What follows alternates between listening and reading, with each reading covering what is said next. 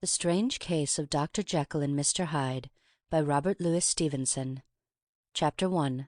Story of the Door. Mr. Utterson, the lawyer, was a man of a rugged countenance that was never lighted by a smile, cold, scanty, and embarrassed in discourse, backward in sentiment, lean, long, dusty, dreary, and yet somehow lovable. At friendly meetings, when the wine was to his taste, something eminently human beaconed from his eye. Something indeed which never found its way into his talk, but which spoke not only in these silent symbols of the after-dinner face, but more often loudly in the acts of his life. He was austere with himself, drank gin when he was alone, to mortify a taste for vintages, and though he enjoyed the theatre, had not crossed the doors of one for 20 years. But he had an approved tolerance for others, sometimes wondering, almost with envy, at the high pressure of spirits involved in their misdeeds, and in any extremity inclined to help rather than reprove. "I incline to Cain's heresy," he used to say quaintly. "I let my brother go to the devil in his own way."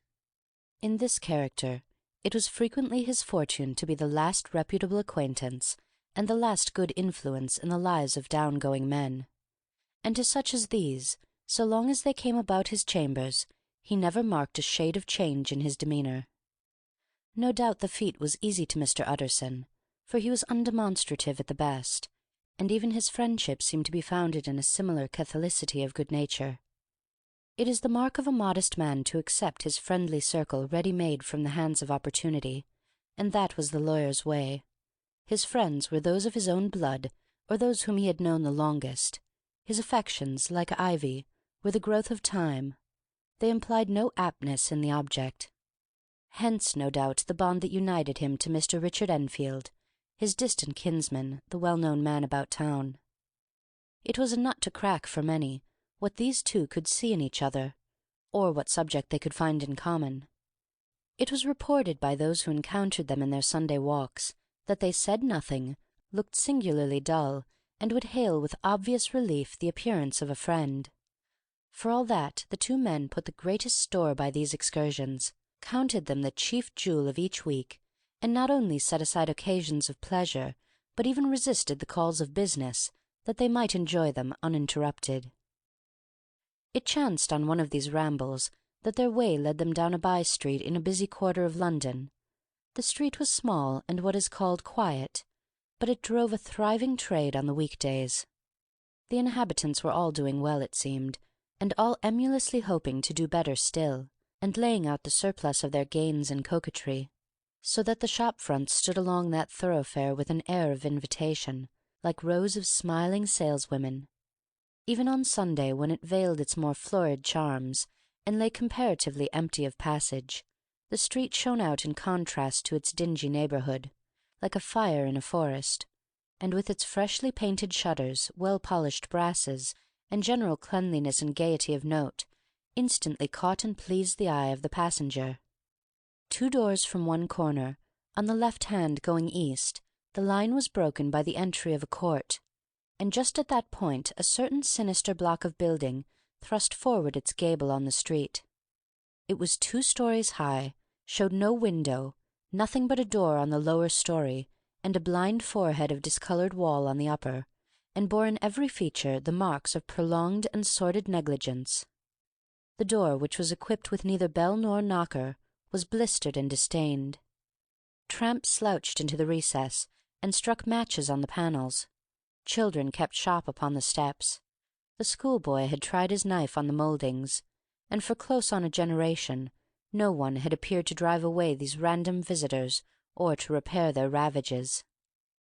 Mr. Enfield and the lawyer were on the other side of the by-street, but when they came abreast of the entry, the former lifted up his cane and pointed. "Did you ever remark that door?" he asked, and when his companion had replied in the affirmative, "It is connected in my mind," added he, "with a very odd story." "Indeed," said Mr. Utterson with a slight change of voice. "And what was that?" "Well, it was this way," returned Mr. Enfield. "I was coming home from some place at the end of the world, about 3 o'clock of a black winter morning, and my way lay through a part of town where there was literally nothing to be seen but lamps. Street after street, and the folk all asleep. Street after street, all lighted up as if for a procession, and all as empty as a church. Till at last I got into that state of mind when a man listens and listens, and begins to long for the sight of a policeman. All at once I saw two figures, one a little man who was stumping along eastward at a good walk, and the other a girl of maybe 8 or 10, who was running as hard as she was able down a cross street. Well, sir, the two ran into one another naturally enough at the corner, and then came the horrible part of the thing, for the man trampled calmly over the child's body and left her screaming on the ground. It sounds nothing to hear, but it was hellish to see. It wasn't like a man. It was like some damned juggernaut. I gave a few hello, took to my heels, collared the gentleman, and brought him back to where there was already quite a group about the screaming child. He was perfectly cool, and made no resistance, but gave me one look, so ugly that it brought out the sweat on me like running. The people who had turned out were the girl's own family, and pretty soon the doctor, for whom she had been sent, put in his appearance. Well, the child was not much the worse, more frightened according to the sawbones, and there you might have supposed would be an end to it. But there was one curious circumstance. I had taken a loathing to my gentleman at first sight. So had the child's family, which was only natural. But the doctor's case was what struck me. He was the usual cut-and-dry apothecary of no particular age and colour, with a strong Edinburgh accent, and about as emotional as a bagpipe. Well, sir, he was like the rest of us. Every time he looked at my prisoner, I saw that Sawbones turn sick and white with the desire to kill him.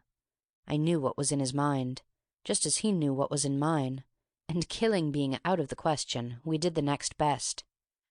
We told the man we could and would make such a scandal out of this as should make his name stink from one end of London to the other. If he had any friends or any credit, we undertook that he should lose them. And all the time as we were pitching it in red hot, we were keeping the women off him as best we could, for they were wild as harpies. I never saw a circle of such hateful faces, and there was the man in the middle, with a kind of black, sneering coolness. Frightened, too, I could see that, but carrying it off, sir, really like Satan. If you choose to make capital out of this accident, said he, I am naturally helpless. No gentleman but wishes to avoid a scene, says he. Name your figure. Well, we screwed him up to £100 for the child's family. He would have clearly liked to stick out, but there was something about the lot of us that meant mischief, and at last he struck. The next thing was to get the money. And where do you think he carried us but to that place with the door, whipped out a key, went in, and presently came back with the matter of £10 in gold and a cheque for the balance on Coutts, drawn payable to bearer and signed with a name that I can't mention, though it's one of the points of my story. But it was a name at least very well known and often printed. The figure was stiff, but the signature was good for more than that if it was only genuine. I took the liberty of pointing out to my gentleman that the whole business looked apocryphal, and that a man does not, in real life, walk into a cellar door at 4 in the morning and come out with another man's cheque for close upon £100. But he was quite easy and sneering. Set your mind at rest, says he. I will stay with you till the banks open and cash the cheque myself. So we all set off, the doctor and the child's father, and our friend and myself, and passed the rest of the night in my chambers, and next day when we had breakfasted, went in a body to the bank. I gave in the cheque myself, and I said I had every reason to believe it was a forgery. Not a bit of it. The cheque was genuine. Tut, tut, said Mr. Utterson. I see you feel as I do, said Mr. Enfield. Yes, it's a bad story, for my man was a fellow that nobody could have to do with, a really damnable man, and the person that drew the cheque is the very pink of the proprieties. Celebrated, too, and, what makes it worse, one of your fellows who do what they call good. Blackmail, I suppose, an honest man paying through the nose for some of the capers of his youth. Blackmail House is what I call the place with the door in consequence, though even that, you know, is far from explaining all, he added, and with the words fell into a vein of musing. From this he was recalled by Mr. Utterson, asking rather suddenly, "And you don't know if the drawer of the cheque lives there?" "A likely place, isn't it?" returned Mr. Enfield. but I happen to have noticed his address. He lives in some square or other." "And you never asked about the place with the door?" said Mr. Utterson. "No, sir. I had a delicacy," was the reply. "I feel very strongly about putting questions. It partakes too much of the style of the Day of Judgment. You start a question, and it's like starting a stone. You sit quietly on the top of a hill, and away the stone goes, starting others, and presently some bland old bird, the last you would have thought of, is knocked on the head in his own back garden, and the family have to change their name. No, sir, I make it a rule of mine, the more it looks like Queer Street, the less I ask." "A very good rule, too," said the lawyer. "But I have studied the place for myself," continued Mr. Enfield. "It seems scarcely a house. There is no other door, and nobody goes in and out of that one but, once in a great while, the gentleman of my adventure. There are 3 windows looking on the court on the first floor, none below. The windows are always shut, but they're clean. And then there's a chimney which is generally smoking, so somebody must live there. And yet it's not so sure, for the buildings are so packed together about the court that it's hard to say where one ends and another begins." The pair walked on again for a while in silence, and then, "Enfield," said Mr. Utterson, "that's a good rule of yours." "Yes, I think it is," returned Enfield. "But for all that," continued the lawyer, "there's one point I want to ask. I want to ask the name of that man who walked over the child." "Well," said Mr. Enfield, "I can't see what harm it would do. It was a man of the name of Hyde." Said Mr. Utterson. "What sort of a man is he to see?" "He's not easy to describe. There is something wrong with his appearance, something displeasing, something downright detestable. I never saw a man I so disliked, and yet I scarce know why. He must be deformed somewhere. He gives a strong feeling of deformity, although I couldn't specify the point. He's an extraordinary-looking man, and yet I really can name nothing out of the way. No, sir, I can make no hand of it. I can't describe him, and it's not want of memory, for I declare I can see him this moment." Mr. Utterson again walked some way in silence, and obviously under a weight of consideration. "You are sure he used a key?" he inquired at last. "My dear sir," began Enfield, surprised out of himself. "Yes, I know," said Utterson. "I know it must seem strange. The fact is, if I do not ask you the name of the other party, it is because I know it already. You see, Richard, your tale has gone home. If you have been inexact in any point, you had better correct it." "I think you might have warned me," returned the other with a touch of sullenness. "But I have been pedantically exact, as you call it. The fellow had a key, and what's more, he has it still. I saw him use it not a week ago." Mr. Utterson sighed deeply, but said never a word, and the young man presently resumed. "Here's another lesson to say nothing," said he. "I am ashamed of my long tongue. Let us make a bargain never to refer to this again." "With all my heart," said the lawyer. "I shake hands on that, Richard." Chapter 1. That evening Mr. Utterson came home to his bachelor house in sombre spirits, and sat down to dinner without relish. It was his custom of a Sunday, when this meal was over, to sit close by the fire, a volume of some dry divinity on his reading desk, until the clock of the neighbouring church rang out the hour of 12, when he would go soberly and gratefully to bed. On this night, however, as soon as the cloth was taken away, he took up a candle and went to his business room.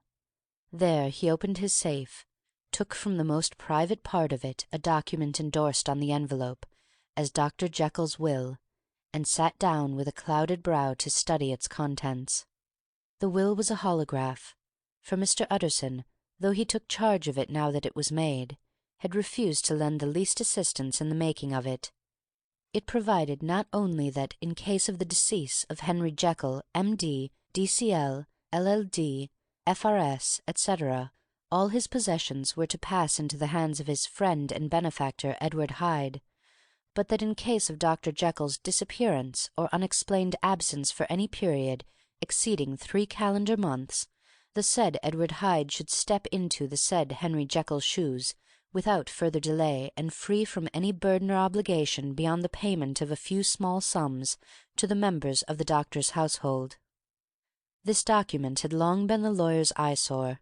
It offended him both as a lawyer and as a lover of the sane and customary sides of life, to whom the fanciful was the immodest. And hitherto it was his ignorance of Mr. Hyde that had swelled his indignation. Now, by a sudden turn, it was his knowledge.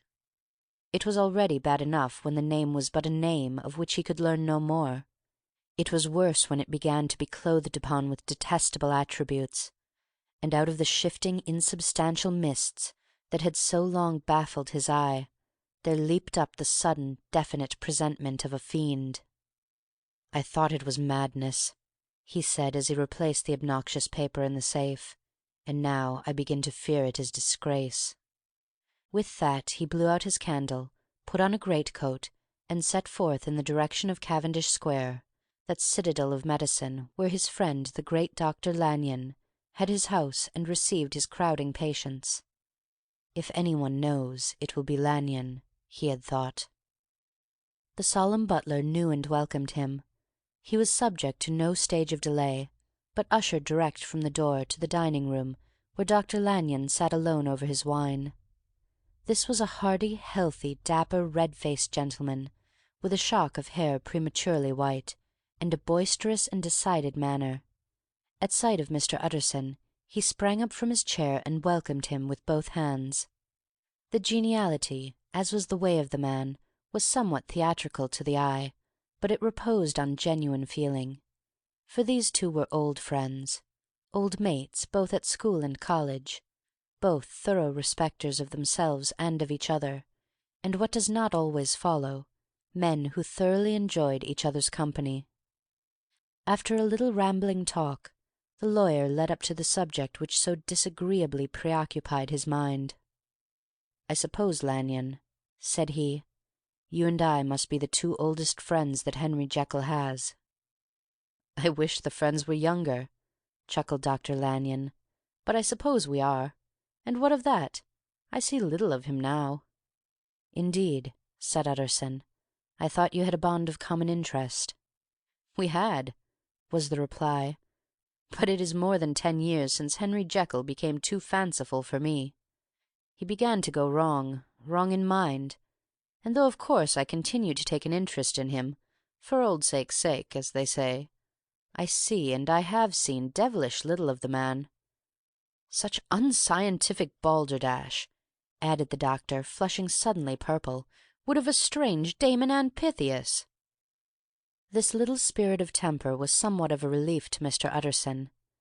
They have only differed on some point of science, he thought, and being a man of no scientific passions, except in the matter of conveyancing, he even added, "It is nothing worse than that." He gave his friend a few seconds to recover his composure, and then approached the question he had come to put. "Did you ever come across a protégé of his, one Hyde?" he asked. "Hyde?" repeated Lanyon. "No, never heard of him. Since my time." That was the amount of information the lawyer carried back with him to the great, dark bed on which he tossed to and fro until the small hours of the morning began to grow large. It was a night of little ease to his toiling mind, toiling in mere darkness and besieged by questions. 6 o'clock struck on the bells of the church that was so conveniently near to Mr. Utterson's dwelling, and still he was digging at the problem. Hitherto it had touched him on the intellectual side alone, but now his imagination also was engaged, or rather enslaved, and as he lay and tossed in the gross darkness of the night and the curtained room, Mr. Enfield's tale went by before his mind in a scroll of lighted pictures.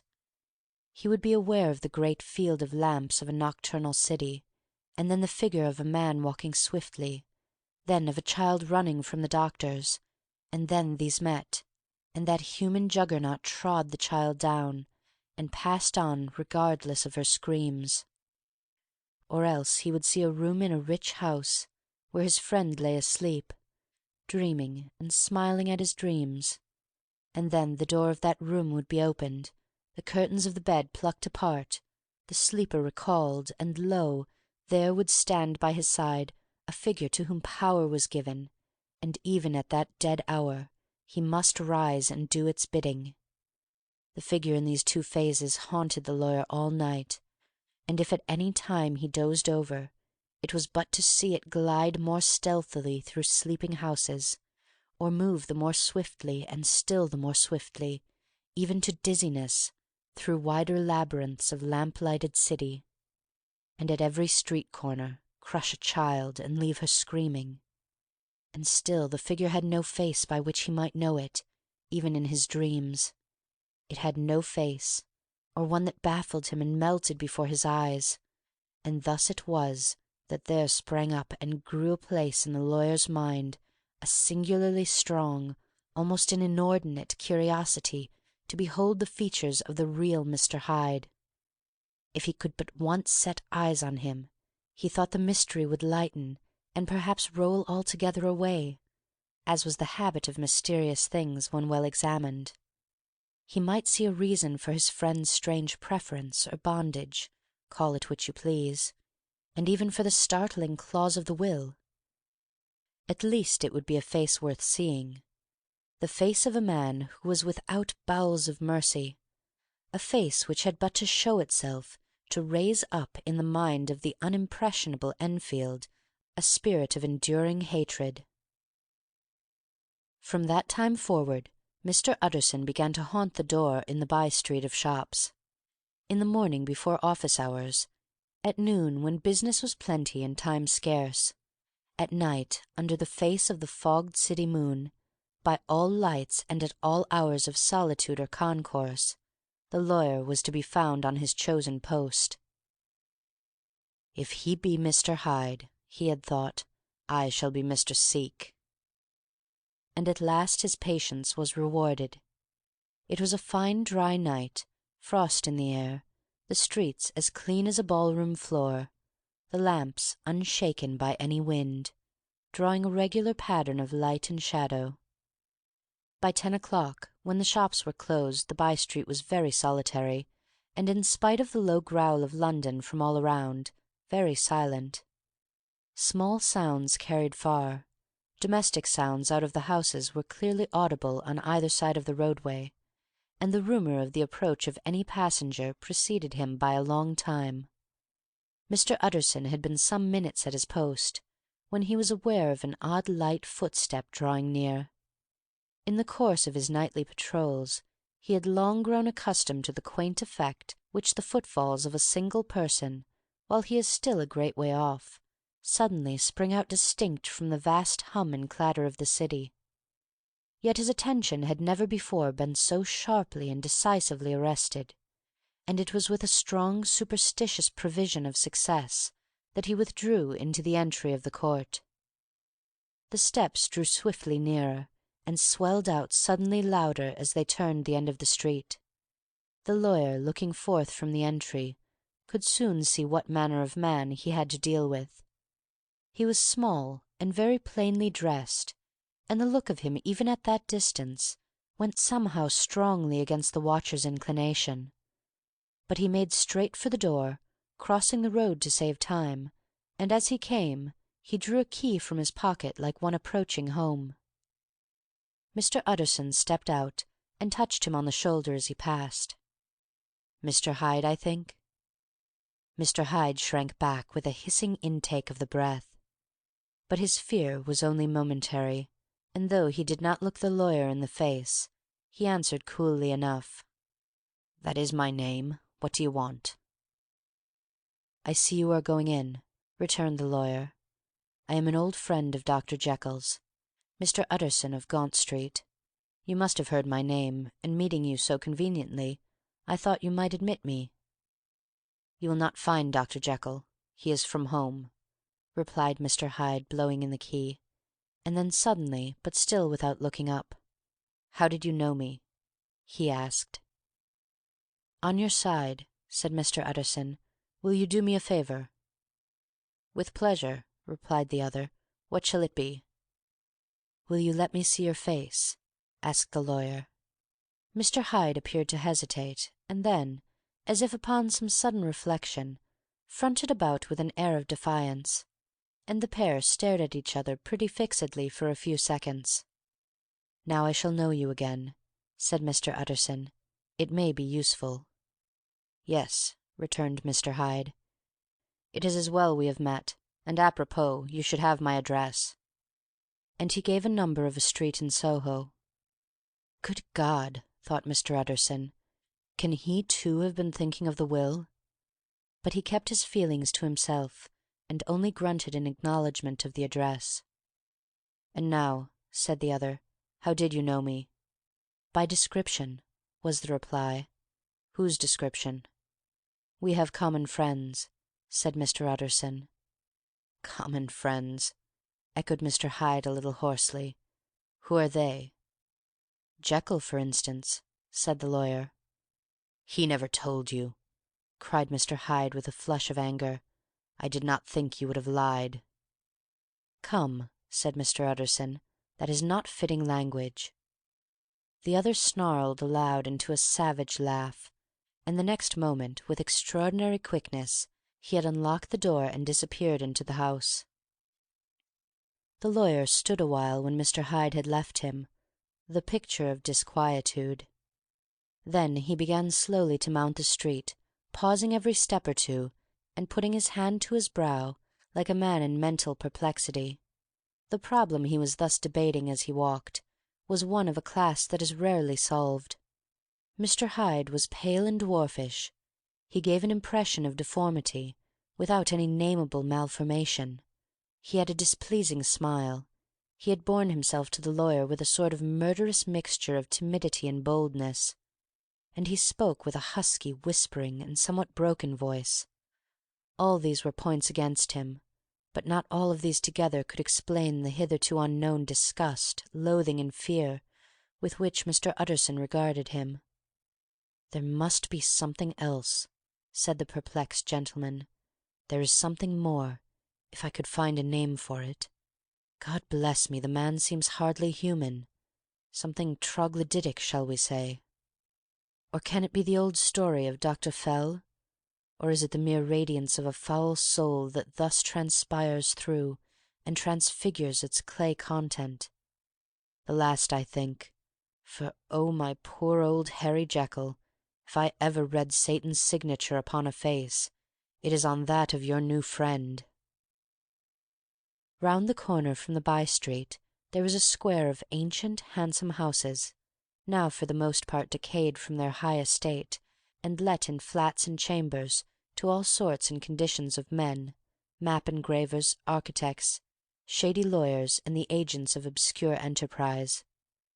One house, however, second from the corner, was still occupied entire, and at the door of this, which wore a great air of wealth and comfort, though it was now plunged in darkness, except for the fanlight, Mr. Utterson stopped and knocked. A well-dressed elderly servant opened the door. "Is Dr. Jekyll at home, Poole?" asked the lawyer. "I will see Mr. Utterson," said Poole, admitting the visitor, as he spoke, into a large, low-roofed, comfortable hall paved with flags, warmed, after the fashion of a country house, by a bright open fire, and furnished with costly cabinets of oak. "Will you wait here by the fire, sir, or shall I give you a light in the dining-room?"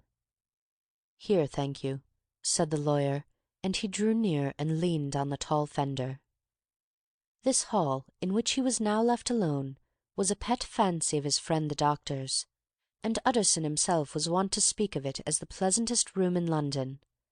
But to-night there was a shudder in his blood. The face of Hyde sat heavy on his memory. He felt, what was rare with him, a nausea and distaste of life, and in the gloom of his spirits he seemed to read a menace in the flickering of the firelight on the polished cabinets and the uneasy starting of the shadow on the roof. He was ashamed of his relief when Poole presently returned to announce that Dr. Jekyll was gone out. "I saw Mr. Hyde go in by the old dissecting-room, Poole," he said. "Is that right when Dr. Jekyll is from home?" "Quite right, Mr. Utterson, sir," replied the servant. "Mr. Hyde has a key." "Your master seems to repose a great deal of trust in that young man, Poole," resumed the other musingly. "Yes, sir, he does indeed," said Poole. "We have all orders to obey him." "I do not think I ever met Mr. Hyde?" asked Utterson. "Oh dear no, sir. He never dines here," replied the butler. "Indeed, we see very little of him on this side of the house. He mostly comes and goes by the laboratory." "Well, good night, Poole. Good night, Mr. Utterson." And the lawyer set out homeward with a very heavy heart. "Poor Harry Jekyll," he thought. "My mind misgives me he is in deep waters.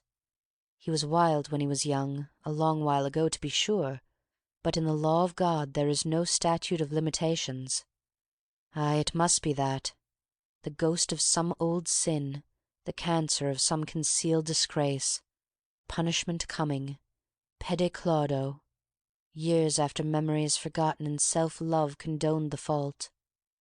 And the lawyer, scared on by the thought, brooded a while on his own past, groping in all the corners of memory, lest by chance some jack-in-the-box of an old iniquity should leap to light there. His past was fairly blameless. Few men could read the rolls of their life with less apprehension, yet he was humbled to the dust by the many ill things he had done, and raised up again into a sober and fearful gratitude by the many he had come so near to doing, yet avoided. And then, by a return on his former subject, he conceived a spark of hope. This Master Hyde, if he were studied, thought he, must have secrets of his own, black secrets by the look of him, secrets compared to which poor Jekyll's worst would be like sunshine. Things cannot continue as they are. It turns me cold to think of this creature stealing like a thief to Harry's bedside. Poor Harry, what a waking! And the danger of it, for if this Hyde suspects the existence of the will, he may grow impatient to inherit. Aye, I must put my shoulders to the wheel, if Jekyll will but let me," he added, "if Jekyll will only let me." For once more he saw before his mind's eye, as clear as transparency, the strange clauses of the will. End of Chapter 2. Chapter 3. Dr. Jekyll was quite at ease. A fortnight later, by excellent good fortune, the doctor gave one of his pleasant dinners to some 5 or 6 old cronies, all intelligent, reputable men, and all judges of good wine, and Mr. Utterson so contrived that he remained behind after the others had departed. This was no new arrangement, but a thing that had befallen many scores of times. Where Utterson was liked, he was liked well. Hosts loved to detain the dry lawyer when the light-hearted and loose-tongued had already their foot on the threshold. They liked to sit a while in his unobtrusive company, practising for solitude, sobering their minds in the man's rich silence after the expense and strain of gaiety. To this rule Dr. Jekyll was no exception, and as he now sat on the opposite side of the fire, a large, well-made, smooth-faced man of 50, with something of a stylish cast perhaps, but every mark of capacity and kindness, you could see by his looks that he cherished for Mr. Utterson a sincere and warm affection. "I have been wanting to speak to you, Jekyll," began the latter. "You know that will of yours."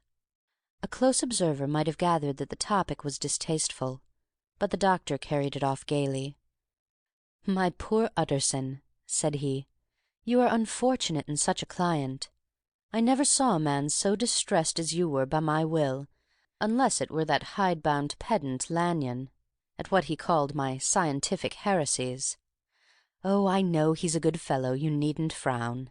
An excellent fellow, and I always meant to see more of him, but a hide-bound pedant for all that, an ignorant, blatant pedant. I was never more disappointed in any man than Lanyon." "You know I never approved of it," pursued Utterson, ruthlessly disregarding the fresh topic. "My will? Yes, certainly, I know that," said the doctor, a trifle sharply. "You have told me so." "Well, I tell you so again," continued the lawyer. "I have been learning something of young Hyde." The large, handsome face of Dr. Jekyll grew pale to the very lips, and there came a blackness about his eyes. "I do not care to hear more," said he. "This is a matter I thought we had agreed to drop." "What I heard was abominable," said Utterson. "It can make no change. You do not understand my position," returned the doctor with a certain incoherency of manner. "I am painfully situated, Utterson. My position is a very strange one. It is one of those affairs that cannot be mended by talking." "Jekyll," said Utterson, "you know me. I am a man to be trusted. Make a clean breast of this in confidence, and I make no doubt I can get you out of it." "My good Utterson," said the doctor, "this is very good of you. This is downright good of you, and I cannot find words to thank you in. I believe you fully. I would trust you before any man alive, aye, before myself, if I could make the choice. But indeed it isn't what you fancy. It is not as bad as that.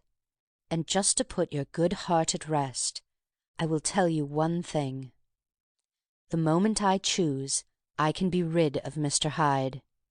I give you my hand upon that, and I thank you again and again. And I will just add one little word, Utterson, that I'm sure you'll take in good part. This is a private matter, and I beg of you to let it sleep." Utterson reflected a little, looking in the fire. "I have no doubt you are perfectly right," he said at last, getting to his feet. "Well, but since we have touched upon this business, and for the last time, I hope," continued the doctor, "there is one point I should like you to understand. I have really a very great interest in poor Hyde. I know you have seen him. He told me so, and I fear he was rude. But I do sincerely take a very great interest in that young man, and if I am taken away, Utterson, I wish you to promise me that you will bear with him and get his rights for him. I think you would if you knew all, and it would be a weight off my mind if you would promise." "I can't pretend that I shall ever like him," said the lawyer. "I don't ask that," pleaded Jekyll, laying his hand upon the other's arm. "I only ask for justice. I only ask you to help him for my sake when I am no longer here." Utterson heaved an irrepressible sigh. "Well," said he, "I promise."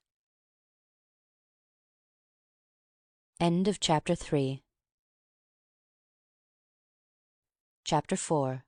The Carew Murder Case. Nearly a year later, in the month of October 18 , London was startled by a crime of singular ferocity, and rendered all the more notable by the high position of the victim. The details were few and startling.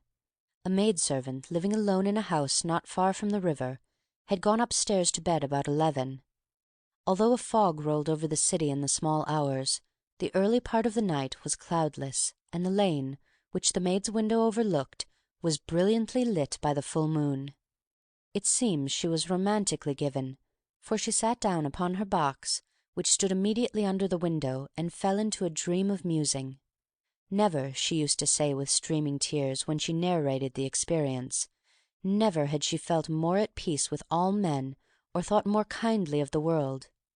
And as she so sat, she became aware of an aged, beautiful gentleman with white hair, drawing near along the lane, and advancing to meet him, another and very small gentleman, to whom at first she paid less attention. When they had come within speech, which was just under the maid's eyes, the older man bowed and accosted the other with a very pretty manner of politeness. It did not seem as if the subject of his address were of great importance. Indeed, from his pointing, it sometimes appeared as if he were only inquiring his way. But the moon shone on his face as he spoke, and the girl was pleased to watch it. It seemed to breathe such an innocent and old-world kindness of disposition, yet with something high, too, as of a well-founded self-content. Presently her eye wandered to the other, and she was surprised to recognize in him a certain Mr. Hyde, who had once visited her master, and for whom she had conceived a dislike. He had in his hand a heavy cane, with which he was trifling, but he answered never a word, and seemed to listen with an ill-contained impatience. And then, all of a sudden, He broke out in a great flame of anger, stamping with his foot, brandishing the cane, and carrying on, as the maid described it, like a madman. The old gentleman took a step back, with the air of one very much surprised and a trifle hurt. And at that Mr. Hyde broke out of all bounds and clubbed him to the earth. And next moment, with ape-like fury, he was trampling his victim underfoot and hailing down a storm of blows, under which the bones were audibly shattered and the body jumped upon the roadway. At the horror of these sights and sounds, the maid fainted. It was 2 o'clock when she came to herself and called for the police. The murderer was gone long ago, but there lay his victim in the middle of the lane, incredibly mangled. The stick with which the deed had been done, although it was of some rare and very tough and heavy wood, had broken in the middle under the stress of this insensate cruelty, and one splintered half had rolled in the neighbouring gutter, the other, without doubt, had been carried away by the murderer. A purse and a gold watch were found upon the victim, but no cards or papers, except a sealed and stamped envelope, which he had been probably carrying to the post, and which bore the name and address of Mr. Utterson. This was brought to the lawyer the next morning, before he was out of bed, and he had no sooner seen it and been told the circumstances than he shot out a solemn lip. "I shall say nothing till I have seen the body," said he. "This may be very serious. Have the kindness to wait while I dress." And with the same grave countenance he hurried through his breakfast and drove to the police station, whither the body had been carried. As soon as he came into the cell, he nodded. "Yes," said he, "I recognize him. I am sorry to say that this is Sir Danvers Carew." "Good God, sir!" exclaimed the officer. "Is it possible?" And the next moment his eyes lighted up with professional ambition. "This will make a deal of noise," he said, "and perhaps you can help us to the man." And he briefly narrated what the maid had seen, and showed the broken stick. Mr. Utterson had already quailed at the name of Hyde, but when the stick was laid before him, he could doubt no longer. Broken and battered as it was, he recognized it for one that he himself had presented many years before to Henry Jekyll. "Is this Mr. Hyde a person of small stature?" he inquired. "Particularly small and particularly wicked-looking is what the maid calls him," said the officer. Mr. Utterson reflected, and then, raising his head, "If you will come with me in my cab," he said, "I think I can take you to his house." It was by this time about 9 in the morning, and the first fog of the season. A great chocolate-covered pall lowered over heaven, but the wind was continually charging and routing these embattled vapours, so that as the cab crawled from street to street, Mr. Utterson beheld a marvellous number of degrees and hues of twilight, for here it would be dark like the back end of evening, and there would be a glow of a rich lurid brown, like the light of some strange conflagration, and here, for a moment, the fog would be quite broken up, and a haggard shaft of daylight would glance in between the swirling wreaths. The dismal quarter of Soho seen under these changing glimpses, with its muddy ways and slatternly passengers, and its lamps, which had never been extinguished or had been kindled afresh to combat this mournful reinvasion of darkness, seemed, in the lawyer's eyes, like a district of some city in a nightmare. The thoughts of his mind, besides, were of the gloomiest dye, and when he glanced at the companion of his drive, he was conscious of some touch of that terror of the law and the law's officers which may at times assail the most honest. As the cab drew up before the address indicated, the fog lifted a little and showed him a dingy street, a gin-palace, a low French eating-house, a shop for the retail of penny numbers and twopenny salads, many ragged children huddled in the doorways, and many women of many different nationalities passing out, key in hand, to have a morning glass. And the next moment the fog settled down again upon that part, as brown as umber, and cut him off from his blackguardly surroundings. This was the home of Henry Jekyll's favourite, a man who was heir to £250,000 sterling. An ivory-faced and silvery-haired old woman opened the door. She had an evil face, smoothed by hypocrisy, but her manners were excellent. Yes, she said, this was Mr. Hyde's, but he was not at home. He had been in that night very late, but he had gone away again in less than an hour. There was nothing strange in that. His habits were very irregular, and he was often absent. For instance, it was nearly 2 months since she had seen him, till yesterday. "Very well, then, we wish to see his rooms," said the lawyer, and when the woman began to declare it was impossible, "I had better tell you who this person is," he added. "This is Inspector Newcomen of Scotland Yard." A flash of odious joy appeared upon the woman's face. "Ah," said she, "he is in trouble. What has he done?" Mr. Utterson and the inspector exchanged glances. "He don't seem a very popular character," observed the latter. "And now, my good woman, just let me and this gentleman have a look about us." In the whole extent of the house, which but for the old woman remained otherwise empty, Mr. Hyde had only used a couple of rooms, but these were furnished with luxury and good taste. A closet was filled with wine, the plate was of silver, the napery elegant, a good picture hung on the walls, a gift, as Utterson supposed, from Henry Jekyll, who was much of a connoisseur, and the carpets were of many piles and agreeable in colour. At this moment, however, the rooms bore every mark of having been recently and hurriedly ransacked. Clothes lay about the floor, with their pockets inside out. Lock-fast drawers stood open, and on the hearth there lay a pile of grey ashes, as though many papers had been burned. From these embers the inspector disinterred the butt end of a green cheque-book, which had resisted the action of the fire. The other half of the stick was found behind the door, and as this clinched his suspicions, the officer declared himself delighted. A visit to the bank, where several £1,000s were found to be lying to the murderer's credit, completed his gratification. "You may depend upon it, sir," he told Mr. Utterson, "I have him in my hand. He must have lost his head, or he never would have left the stick, or, above all, burnt the cheque-book. Why, money's life to the man. We have nothing to do but wait for him at the bank and get out the handbills."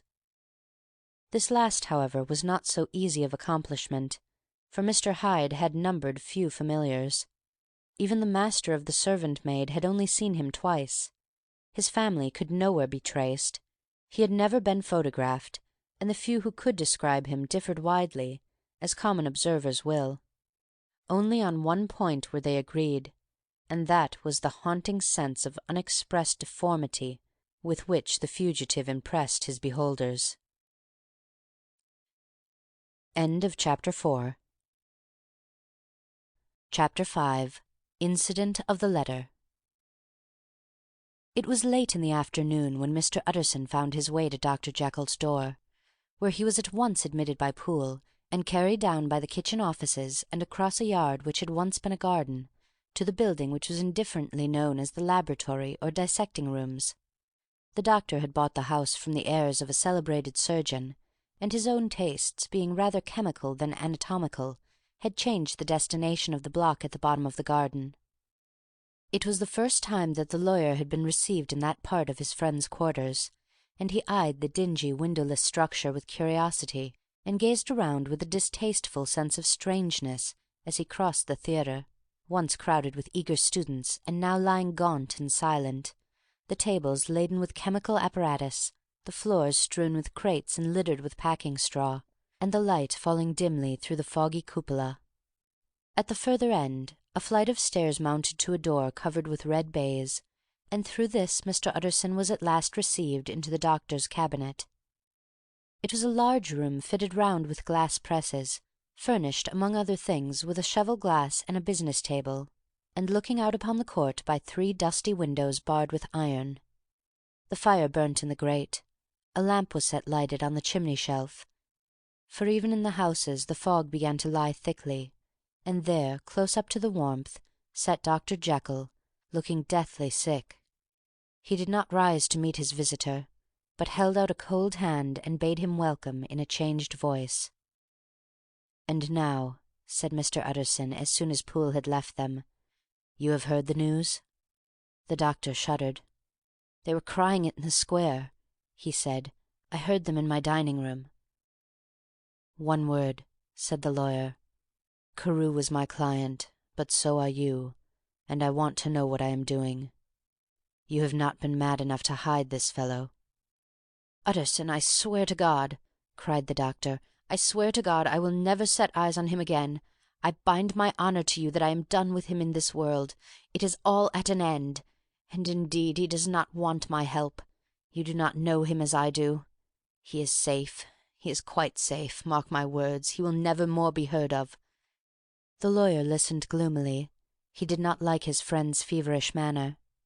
"You seem pretty sure of him," said he, "and for your sake I hope you may be right. If it came to a trial, your name might appear." "I am quite sure of him," replied Jekyll.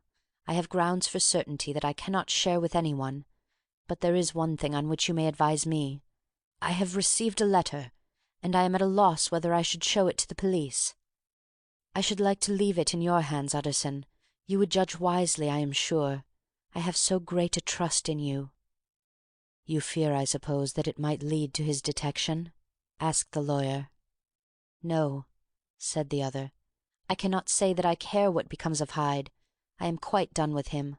I was thinking of my own character, which this hateful business has rather exposed." Utterson ruminated a while. He was surprised at his friend's selfishness, and yet relieved by it. "Well," said he at last, "let me see the letter." The letter was written in an odd upright hand, and signed Edward Hyde, and it signified, briefly enough, that the writer's benefactor, Dr. Jekyll, whom he had so long unworthily repaid for 1,000 generosities, need labour under no alarm for his safety, as he had means of escape on which he placed a sure dependence. The lawyer liked this letter well enough. It put a better colour on the intimacy than he had looked for, and he blamed himself for some of his past suspicions. "Have you the envelope?" he asked. "I burned it," replied Jekyll, "before I thought what I was about. But it bore no postmark. The note was handed in." "Shall I keep this and sleep upon it?" asked Utterson. "I wish you to judge for me entirely," was the reply. "I have lost confidence in myself." "Well, I shall consider," returned the lawyer. "And now, one word more. It was Hyde who dictated the terms in your will about that disappearance?" The doctor seemed seized with a qualm of faintness. He shut his mouth tight and nodded. "I knew it," said Utterson. "He meant to murder you. You had a fine escape." "I have had what is far more to the purpose," returned the doctor solemnly. "I have had a lesson. O God, Utterson, what a lesson I have had!" And he covered his face for a moment with his hands. On his way out the lawyer stopped and had a word or two with Poole. "By the by," said he, "there was a letter handed in to-day. What was the messenger like?" But Poole was positive nothing had come except by post. "And only circulars by that," he added. This news sent off the visitor with his fears renewed. Plainly the letter had come by the laboratory door. Possibly, indeed, it had been written in the cabinet, and if that were so, it must be differently judged, and handled with more caution. The newsboys, as he went, were crying themselves hoarse along the footways. "Special edition! Shocking murder of an M.P.!" That was the funeral oration of one friend and client, and he could not help a certain apprehension lest the good name of another should be sucked down in the eddy of the scandal. It was at least a ticklish decision that he had to make, and self-reliant as he was by habit, he began to cherish a longing for advice. It was not to be had directly, but perhaps, he thought, it might be fished for. Presently after, he sat on one side of his own hearth, with Mr. Guest, his head clerk, upon the other, and midway between, at a nicely calculated distance from the fire, a bottle of a particular old wine that had long dwelt unsunned in the foundations of his house. The fog still slept on the wing above the drowned city, where the lamps glimmered like carbuncles, and through the muffle and smother of these fallen clouds the procession of the town's life was still rolling in through the great arteries with a sound as of a mighty wind. But the room was gay with firelight. In the bottle the acids were long ago resolved. The imperial dye had softened with time, as the colour grows richer in stained windows, and the glow of hot autumn afternoons on hillside vineyards was ready to be set free and to disperse the fogs of London. Insensibly the lawyer melted. There was no man from whom he kept fewer secrets than Mr. Guest, and he was not always sure that he kept as many as he meant. Guest had often been on business to the doctor's. He knew Poole. He could scarce have failed to hear of Mr. Hyde's familiarity about the house. He might draw conclusions. Was it not well, then, that he should see a letter which put that mystery to right? And above all, since Guest, being a great student and critic of handwriting, would consider the step natural and obliging? The clerk, besides, was a man of counsel. He could scarce read so strange a document without dropping a remark, and by that remark Mr. Utterson might shape his future course. "This is a sad business about Sir Danvers," he said. "Yes, sir, indeed. It has elicited a great deal of public feeling," returned Guest. "The man, of course, was mad." "I should like to hear your views on that," replied Utterson. "I have a document here in his handwriting. It is between ourselves, for I scarce know what to do about it. It is an ugly business at the best, but there it is. Quite in your way, a murderer's autograph." Guest's eyes brightened, and he sat down at once and studied it with passion. "No, sir," he said, "not mad, but it is an odd hand." "And by all accounts a very odd writer," added the lawyer. Just then the servant entered with a note. "Is that from Dr. Jekyll, sir?" inquired the clerk. "I thought I knew the writing. Anything private, Mr. Utterson?" "Only an invitation to dinner. Why, do you want to see it?"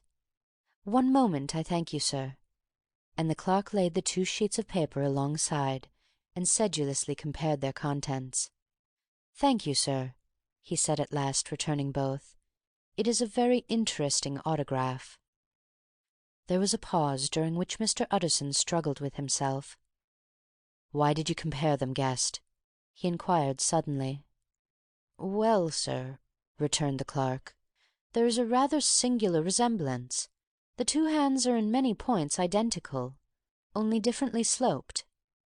"Rather quaint," said Utterson. "It is, as you say, rather quaint," returned Guest. "I wouldn't speak of this note, you know," said the master. "No, sir," said the clerk. "I understand." But no sooner was Mr. Utterson alone that night than he locked the note into his safe, where it reposed from that time forward. "What!" he thought, "Henry Jekyll forged for a murderer!" and his blood ran cold in his veins.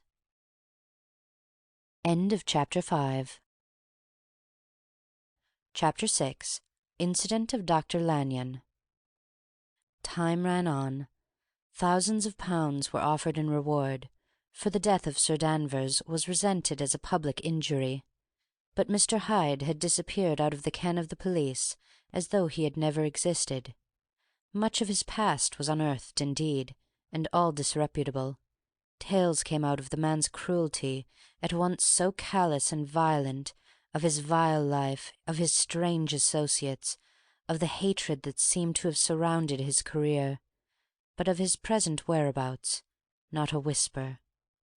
From the time he had left the house in Soho on the morning of the murder, he was simply blotted out, and gradually, as time grew on, Mr. Utterson began to recover from the hotness of his alarm, and to grow more at quiet with himself. The death of Sir Danvers was, to his way of thinking, more than paid for by the disappearance of Mr. Hyde. Now that that evil influence had been withdrawn, a new life began for Dr. Jekyll.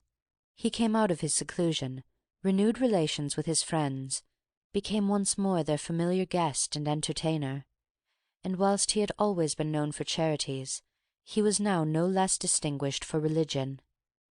He was busy, he was much in the open air, he did good, his face seemed to open and brighten, as if with an inward consciousness of service, and for more than 2 months the doctor was at peace. On the 8th of January Utterson had dined at the doctor's with a small party.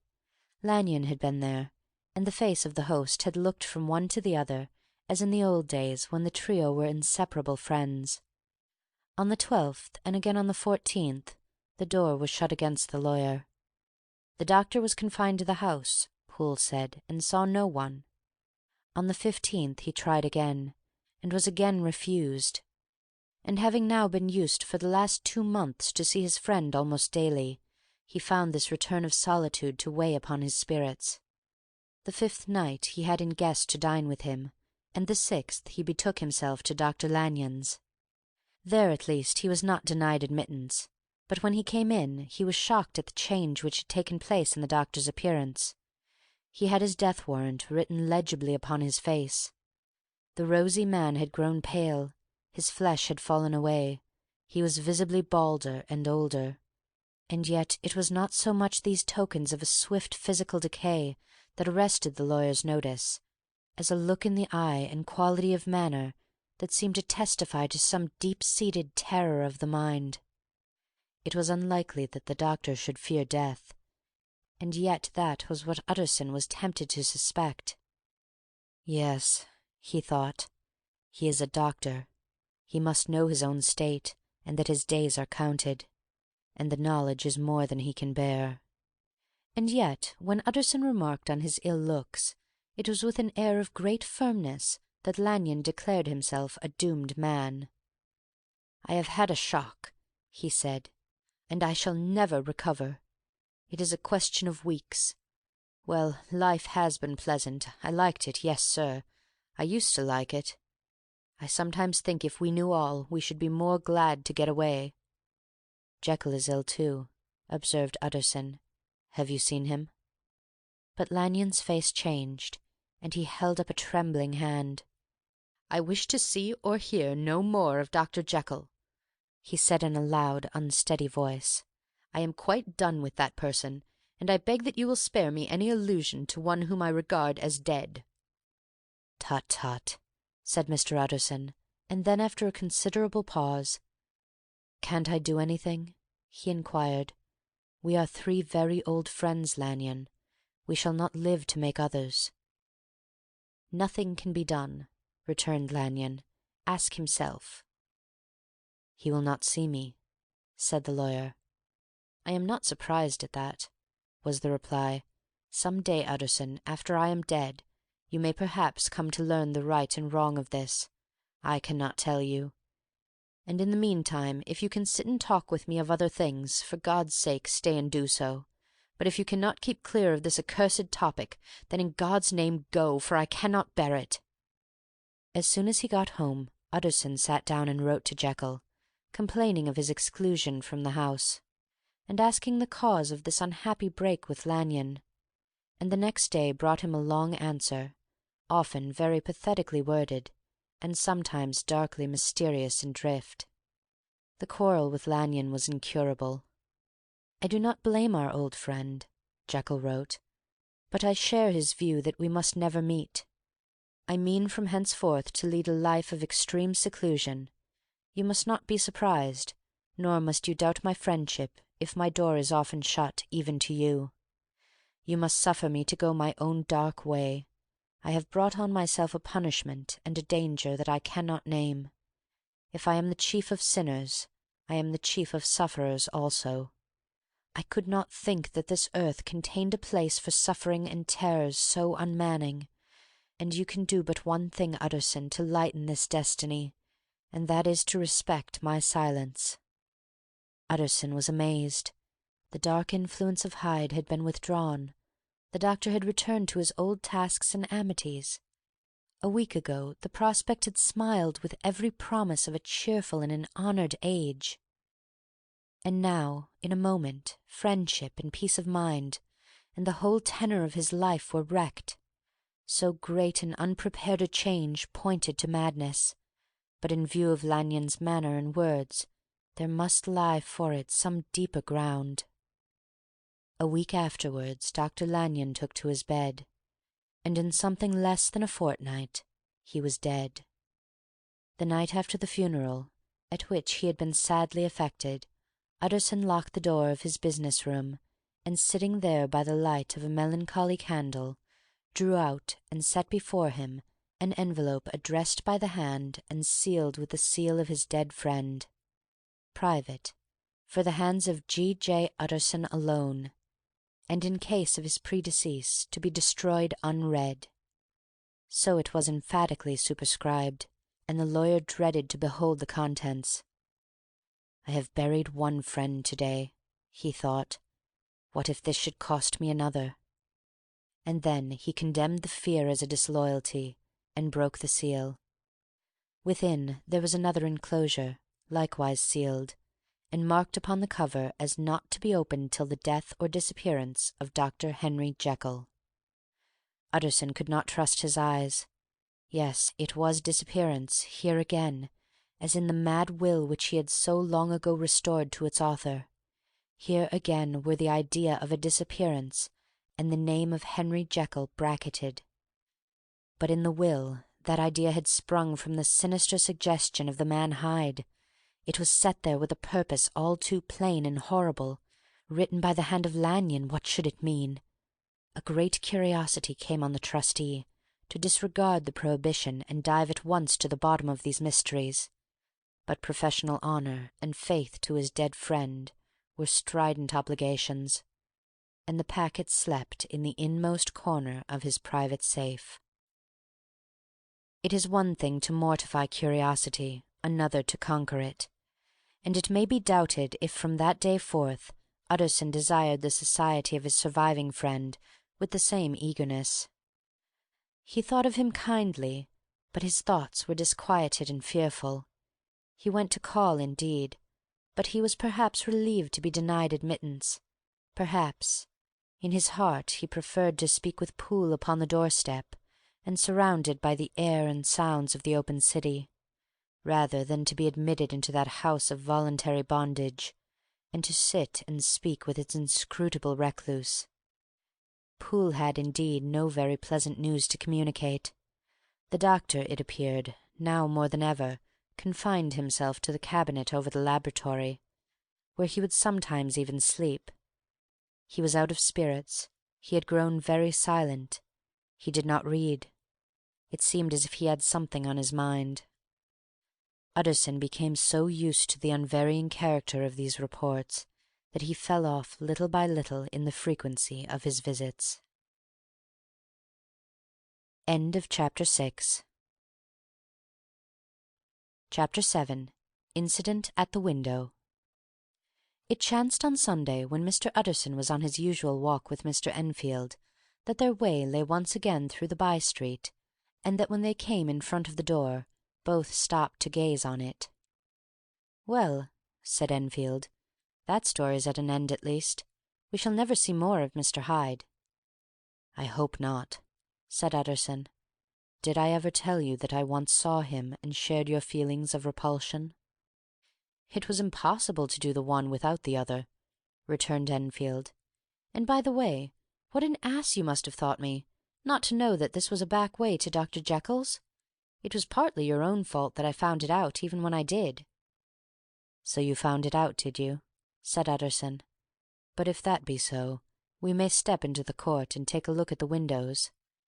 To tell you the truth, I am uneasy about poor Jekyll, and even outside I feel as if the presence of a friend might do him good." The court was very cool and a little damp, and full of premature twilight, although the sky high up overhead was still bright with sunset.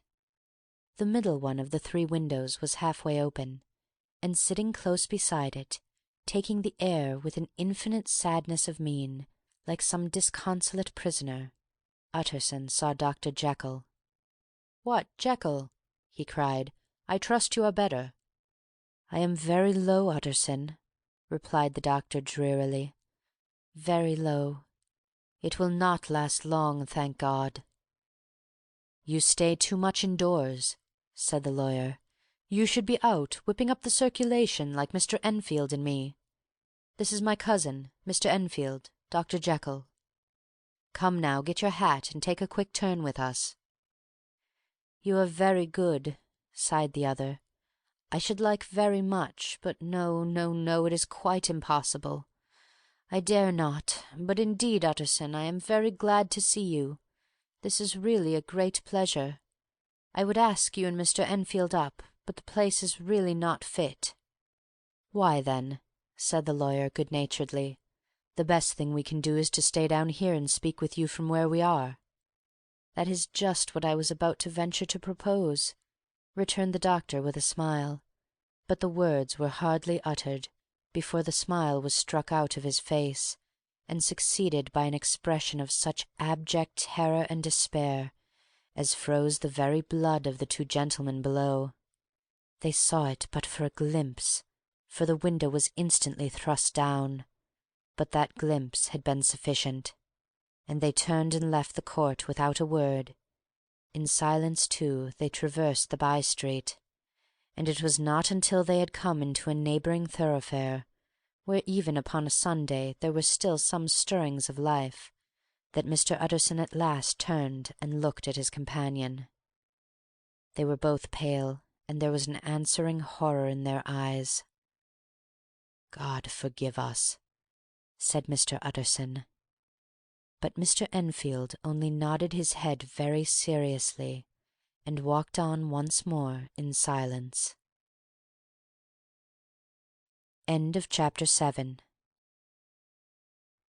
Chapter 8. The Last Night. Mr. Utterson was sitting by his fireside one evening after dinner, when he was surprised to receive a visit from Poole. "Bless me, Poole, what brings you here?" he cried, and then taking a second look at him, "What ails you?" He added, "Is the doctor ill?" "Mr. Utterson," said the man, "there is something wrong." "Take a seat, and here is a glass of wine for you," said the lawyer. "Now take your time, and tell me plainly what you want." "You know the doctor's way, sir," replied Poole, "and how he shuts himself up. Well, he's shut up again in the cabinet, and I don't like it, sir. I wish I may die if I like it. Mr. Utterson, sir, I'm afraid." "Now, my good man," said the lawyer, "be explicit. What are you afraid of?" "I've been afraid for about a week," returned Poole, doggedly disregarding the question, "and I can bear it no more." The man's appearance amply bore out his words. His manner was altered for the worse, and except for the moment when he had first announced his terror, he had not once looked the lawyer in the face. Even now he sat with the glass of wine untasted on his knee, and his eyes directed to a corner of the floor. "I can bear it no more," he repeated. "Come," said the lawyer. "I see you have some good reason, Poole. I see there is something seriously amiss. Try to tell me what it is." "I think there's been foul play," said Poole hoarsely. "Foul play?" cried the lawyer, a good deal frightened, and rather inclined to be irritated in consequence. "What foul play? What does the man mean?" "I daren't say, sir," was the answer. "But will you come along with me and see for yourself?" Mr. Utterson's only answer was to rise and get his hat and greatcoat, but he observed with wonder the greatness of the relief that appeared upon the butler's face, and perhaps with no less, that the wine was still untasted when he set it down to follow. It was a wild, cold, seasonable night of March, with a pale moon lying on her back as though the wind had tilted her, and flying wrack of the most diaphanous and lawny texture. The wind made talking difficult, and flecked the blood into the face. It seemed to have swept the streets unusually bare of passengers besides, for Mr. Utterson thought he had never seen that part of London so deserted. He could have wished it otherwise. Never in his life had he been conscious of so sharp a wish to see and touch his fellow-creatures, for struggle as he might, there was borne in upon his mind a crushing anticipation of calamity. The square, when they got there, was full of wind and dust, and the thin trees in the garden were lashing themselves along the railing. Poole, who had kept all the way a pace or two ahead, now pulled up in the middle of the pavement, and in spite of the biting weather, took off his hat and mopped his brow with a red pocket handkerchief. But for all the hurry of his coming, these were not the dews of exertion that he wiped away, but the moisture of some strangling anguish, for his face was white and his voice, when he spoke, harsh and broken. "Well, sir," he said, "here we are, and God grant there be nothing wrong." "Amen, Poole," said the lawyer. Thereupon the servant knocked in a very guarded manner. The door was opened on the chain, and a voice asked from within, "Is that you, Poole?" "It's all right," said Poole. "Open the door." The hall, when they entered it, was brightly lighted up. The fire was built high, and about the hearth the whole of the servants, men and women, stood huddled together like a flock of sheep. At the sight of Mr. Utterson, the housemaid broke into hysterical whimpering, and the cook, crying out, "Bless God, it's Mr. Utterson!" ran forward as if to take him in her arms. "What? What? Are you all here?" said the lawyer peevishly. "Very irregular, very unseemly. Your master would be far from pleased." "They're all afraid," said Poole. Blank silence followed, no one protesting. Only the maid lifted her voice and now wept loudly.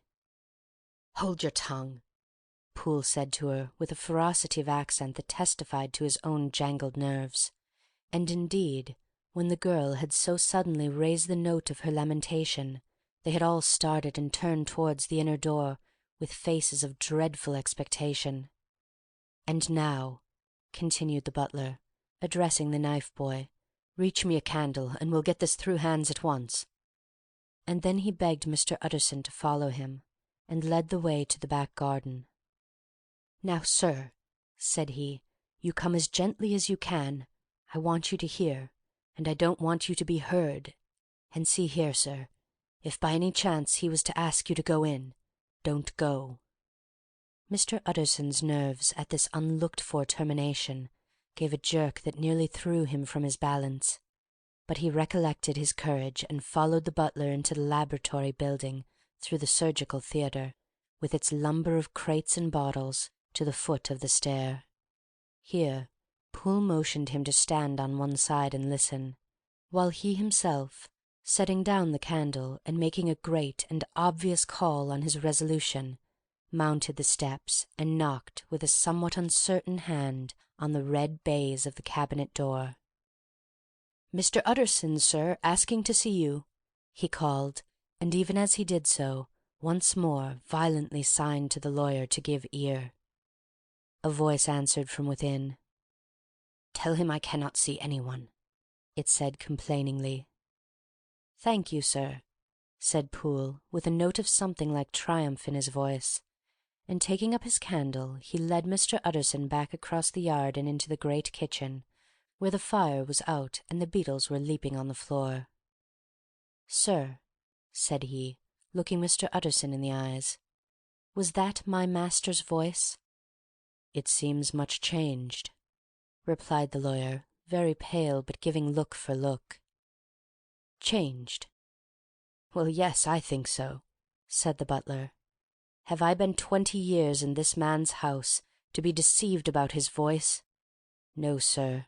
Master's made away with. He was made away with 8 days ago, when we heard him cry out upon the name of God. And who's in there instead of him, and why it stays there, is a thing that cries to heaven, Mr. Utterson." "This is a very strange tale, Poole. This is a rather wild tale, my man," said Mr. Utterson, biting his finger. "Supposing it were as you suppose, supposing Dr. Jekyll to have been, well, murdered, what could induce the murderer to stay? That won't hold water. It doesn't commend itself to reason." "Well, Mr. Utterson, you are a hard man to satisfy, but I'll do it yet," said Poole. "All this last week, you must know, him or it, whatever it is that lives in that cabinet, has been crying night and day for some sort of medicine, and cannot get it to his mind. It was sometimes his way, the master's that is, to write his orders on a sheet of paper and throw it on the stair. We've had nothing else this week back, nothing but papers and a closed door, and the very meals left there to be smuggled in when nobody was looking. Well, sir, every day, aye, and twice and thrice in the same day, there have been orders and complaints, and I have been sent flying to all the wholesale chemists in town. Every time I brought the stuff back, there would be another paper telling me to return it because it was not pure, and another order to a different firm. This drug is wanted bitter bad, sir, whatever for." "Have you any of these papers?" asked Mr. Utterson. Poole felt in his pocket and handed out a crumpled note, which the lawyer, bending nearer to the candle, carefully examined. Its contents ran thus: Dr. Jekyll presents his comments to Messrs. Maw. He assures them that their last sample is impure and quite useless for his present purpose. In the year 18 Dr. J. purchased a somewhat large quantity from Messrs. M. He now begs them to search with most sedulous care, and should any of the same quality be left, forward it to him at once. Expense is no consideration. The importance of this to Dr. J. can hardly be exaggerated. So far the letter had run composedly enough, but here, with a sudden splutter of the pen, the writer's emotions had broken loose. "For God's sake," he added, "find me some of the old." "This is a strange note," said Mr. Utterson, and then sharply, "How do you come to have it open?" "The man at Maw's was main angry, sir, and he threw it back to me like so much dirt," returned Poole. "This is unquestionably the doctor's hand, do you know?" resumed the lawyer. "I thought it looked like it," said the servant rather sulkily, and then, with another voice, "But what matters hand of right?" he said. "I've seen him." "Seen him?" repeated Mr. Utterson. "Well?" "That's it," said Poole. "It was this way. I came suddenly into the theatre from the garden. It seemed he had slipped out to look for this drug or whatever it is, for the cabinet door was open, and there he was at the far end of the room, digging among the crates. He looked up when I came in, gave a kind of cry, and whipped upstairs into the cabinet. It was but for 1 minute that I saw him, but the hair stood upon my head like quills. Sir, if that was my master, why had he a mask upon his face?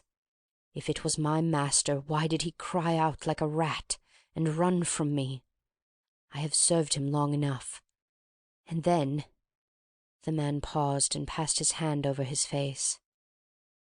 "These are all very strange circumstances," said Mr. Utterson, "but I think I begin to see daylight. Your master, Poole, is plainly seized with one of those maladies that both torture and deform the sufferer. Hence, for aught I know, the alteration of his voice, hence the mask and the avoidance of his friends, hence his eagerness to find this drug, by means of which the poor soul retains some hope of ultimate recovery. God grant that he be not deceived. There is my explanation. It is sad enough, Poole, aye, and appalling to consider, but it is plain and natural, hangs well together, and delivers us from all exorbitant alarms." "Sir," said the butler, turning to a sort of mottled pallor, "that thing was not my master, and there's the truth.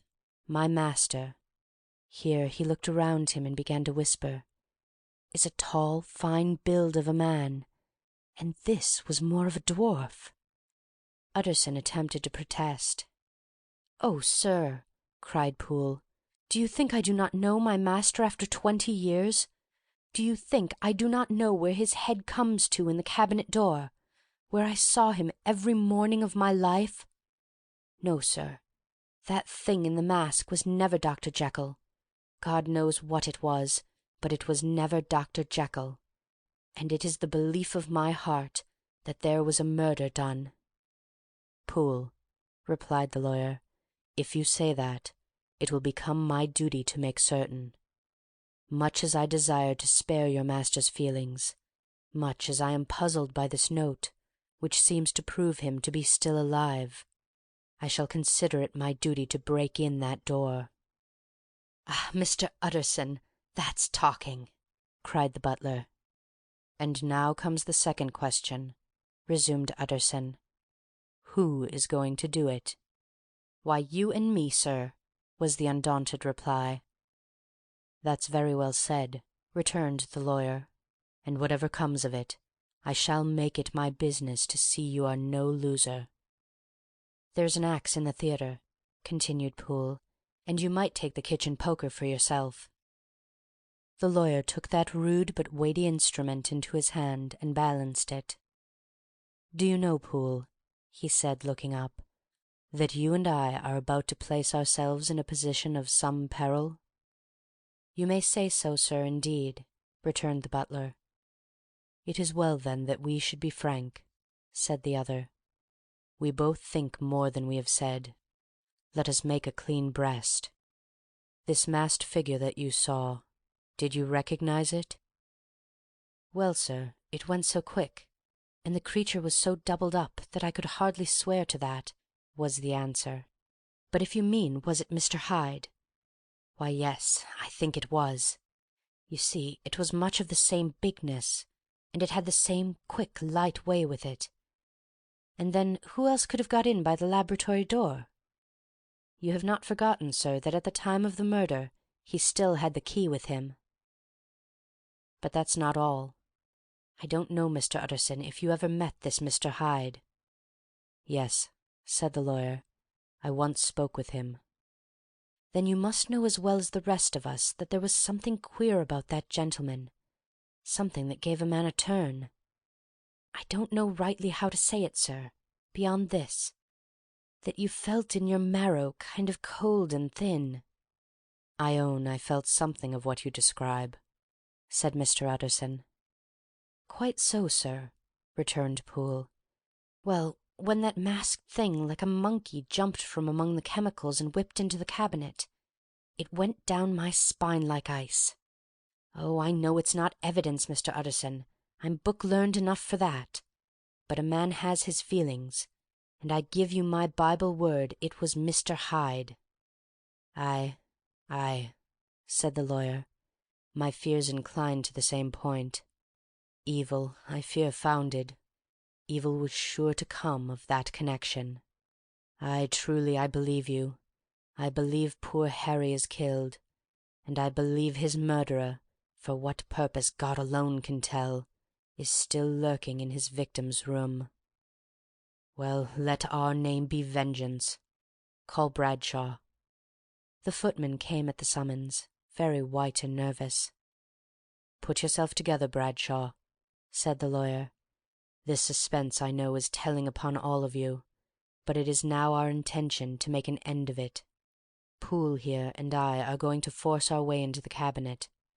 If all is well, my shoulders are broad enough to bear the blame. Meanwhile, lest anything should really be amiss, or any malefactor seek to escape by the back, you and the boy must go round the corner with a pair of good sticks and take your post at the laboratory door. We give you 10 minutes to get to your station." As Bradshaw left, the lawyer looked at his watch. "And now, Poole, let us get to ours," he said, and taking the poker under his arm, led the way into the yard. The scud had banked over the moon, and was now quite dark. The wind, which only broke in puffs and draughts into that deep well of building, tossed the light of the candle to and fro about their steps, until they came into the shelter of the theatre, where they sat down silently to wait. London hummed solemnly all around, but nearer at hand the stillness was only broken by the sounds of a footfall moving to and fro along the cabinet floor. "So it will walk all day, sir," whispered Poole. "Aye, and the better part of the night. Only when a new sample comes from the chemist, there's a bit of a break. Ah, it's an ill conscience that's such an enemy to rest. Ah, sir, there's blood foully shed in every step of it. But hark again! a little closer. Put your heart in your ears, Mr. Utterson, and tell me, is that the doctor's foot?" The steps fell lightly and oddly, with a certain swing. For all they went so slowly, it was different indeed from the heavy creaking tread of Henry Jekyll. Utterson sighed. "Is there never anything else?" he asked. Poole nodded. "Once," he said, "once I heard it weeping." "Weeping? How that?" said the lawyer, conscious of a sudden chill of horror. "Weeping like a woman, or a lost soul," said the butler. "I came away with that upon my heart that I could have wept too." But now the 10 minutes drew to an end. Poole disinterred the axe from under a stack of packing straw. The candle was set upon the nearest table to light them to the attack, and they drew near with bated breath to where that patient foot was still going up and down, in the quiet of the night. "Jekyll," cried Utterson, with a loud voice, "I demand to see you." He paused a moment, but there came no reply. "I give you fair warning. Our suspicions are aroused, and I must and shall see you," he resumed. "If not by fair means, then by foul. If not of your consent, then by brute force." "Utterson," said the voice, "for God's sake have mercy." "Ah, that is not Jekyll's voice. It's Hyde's," cried Utterson. "Down with the door, Poole." Poole swung the axe over his shoulder. The blow shook the building, and the red baize door leapt against the locks and hinges. A dismal screech, as of mere animal terror, rang from the cabinet. Up went the axe again, and again the panels crashed and the frame bounded. 4 times the blow fell, but the wood was tough and the fittings were of excellent workmanship. And it was not until the 5th that the lock burst and the wreck of the door fell inwards on the carpet. The besiegers, appalled by their own riot and the stillness that had succeeded, stood back a little and peered in. There lay the cabinet before their eyes in the quiet lamplight, a good fire glowing and chattering on the hearth, the kettle singing its thin strain, a drawer or two open, papers neatly set forth on the business table, and near the fire the things laid out for tea. The quietest room, you would have said, and but for the glazed presses full of chemicals, the most commonplace that night in London. Right in the middle of the room there lay the body of a man sorely contorted and still twitching. They drew near on tiptoe, turned it on its back, and beheld the face of Edward Hyde. He was dressed in clothes far too large for him, clothes of the doctor's bigness. The chords of his face still moved with semblance of life, but life was quite gone, and by the crushed phial in the hand and the strong smell of kernels that hung upon the air, Utterson knew that he was looking on the body of a self-destroyer. "We have come too late," he said sternly, "whether to save or punish. Hyde is gone to his account, and it only remains for us to find the body of your master." The far greater proportion of the building was occupied by the theatre, which filled almost the whole ground story and was lighted from above, and by the cabinet, which formed an upper story at one end and looked upon the court. A corridor joined the theatre to the door on the by-street, and with this the cabinet communicated separately by a second flight of stairs. There were besides a few dark closets and a spacious cellar. All these were now thoroughly examined. Each closet needed but a glance, for all were empty, and all, by the dust that fell from their doors, had stood long unopened. The cellar indeed was filled with crazy lumber, mostly dating from the times of the surgeon who was Jekyll's predecessor. But even as they opened the door, they were advertised of the uselessness of further search by the fall of a perfect mat of cobweb which had for years sealed up the entrance. Nowhere was there any trace of Henry Jekyll, dead or alive. Poole stamped on the flags of the corridor. "He must be buried here," he said, hearkening to the sound. "Or he may have fled," said Utterson, and he turned to examine the door in the by-street. It was locked, and lying near by on the flags they found the key already stained with rust. "This does not look like use," observed the lawyer. "Use?" echoed Poole. "Do you not see, sir, it is broken? Much as if a man had stamped on it." "Aye," continued Utterson, "and the fractures too are rusty." The two men looked at each other with a scare. "This is beyond me, Poole," said the lawyer. "Let us go back to the cabinet." They mounted the stair in silence, and still with an occasional awe-struck glance at the dead body, proceeded more thoroughly to examine the contents of the cabinet. At one table there were traces of chemical work, various measured heaps of some white salt being laid on glass saucers, as though for an experiment in which the unhappy man had been prevented. "That is the same drug that I was always bringing him," said Poole, and even as he spoke the kettle, with a startling noise, boiled over. This brought them to the fireside, where the easy-chair was drawn cosily up, and the tea-things stood ready to the sitter's elbow, the very sugar in the cup. There were several books on a shelf. One lay beside the tea-things, open, and Utterson was amazed to find it a copy of a pious work, for which Jekyll had several times expressed a great esteem, annotated in his own hand with startling blasphemies.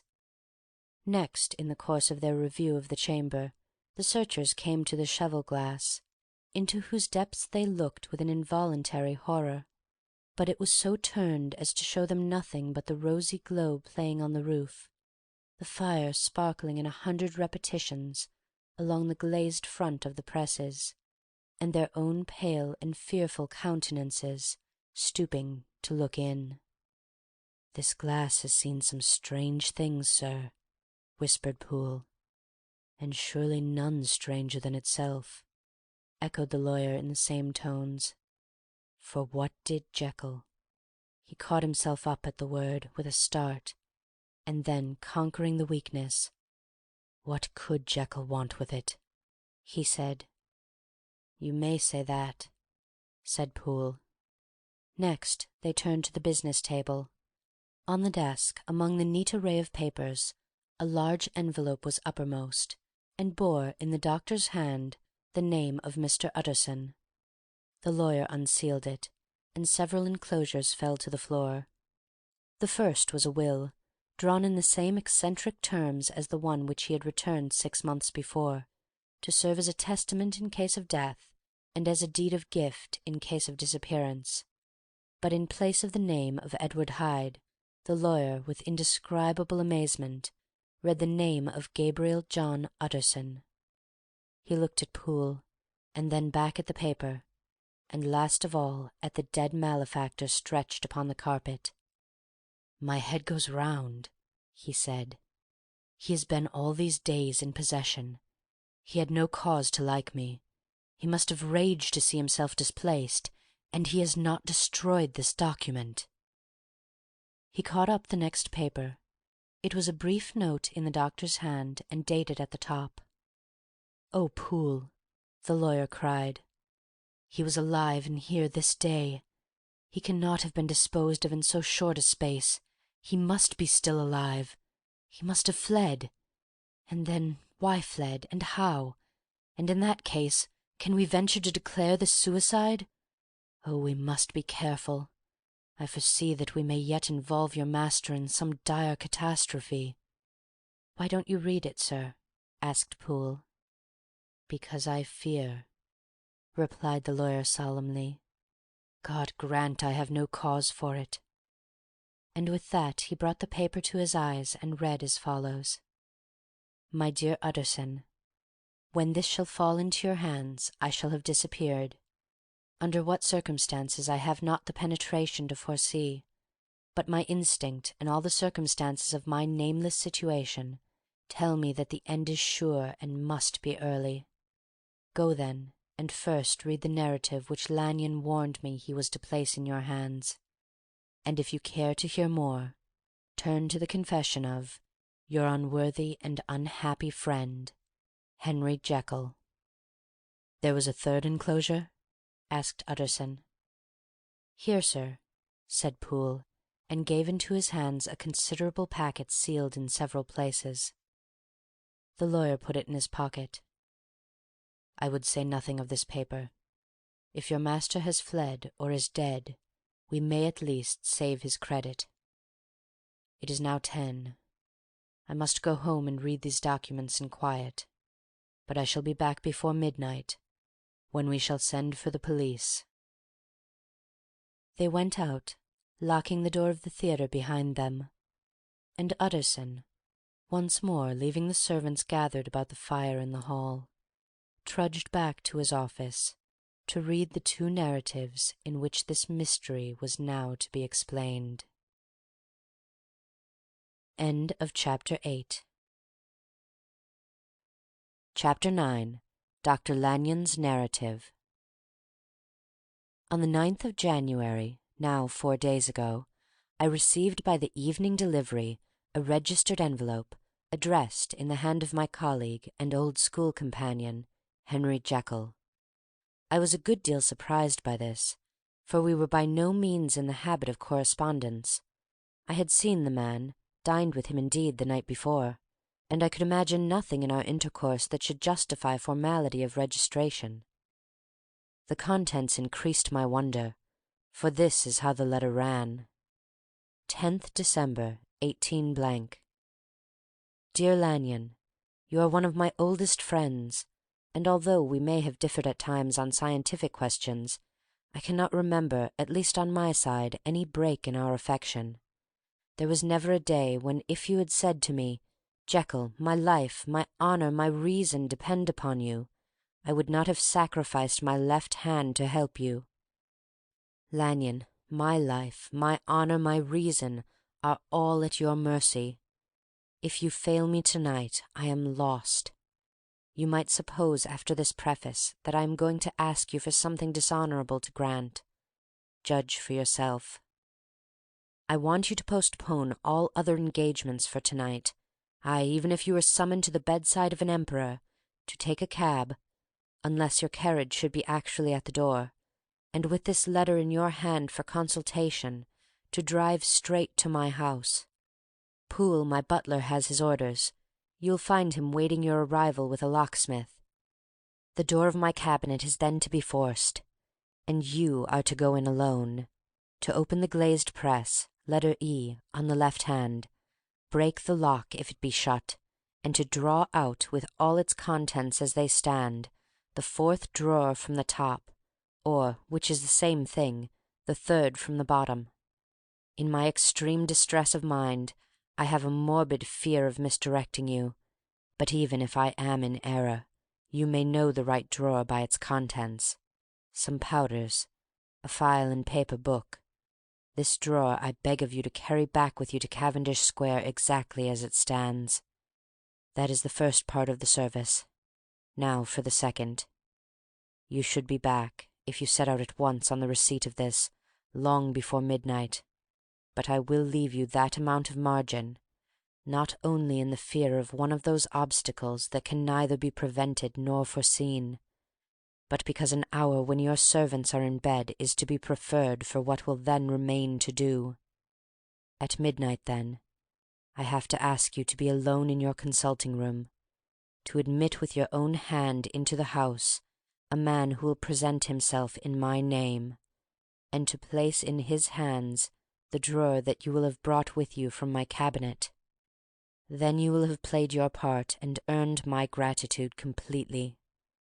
5 minutes afterwards, if you insist upon an explanation, you will have understood that these arrangements are of capital importance, and that by the neglect of one of them, fantastic as they must appear, you might have charged your conscience with my death or the shipwreck of my reason.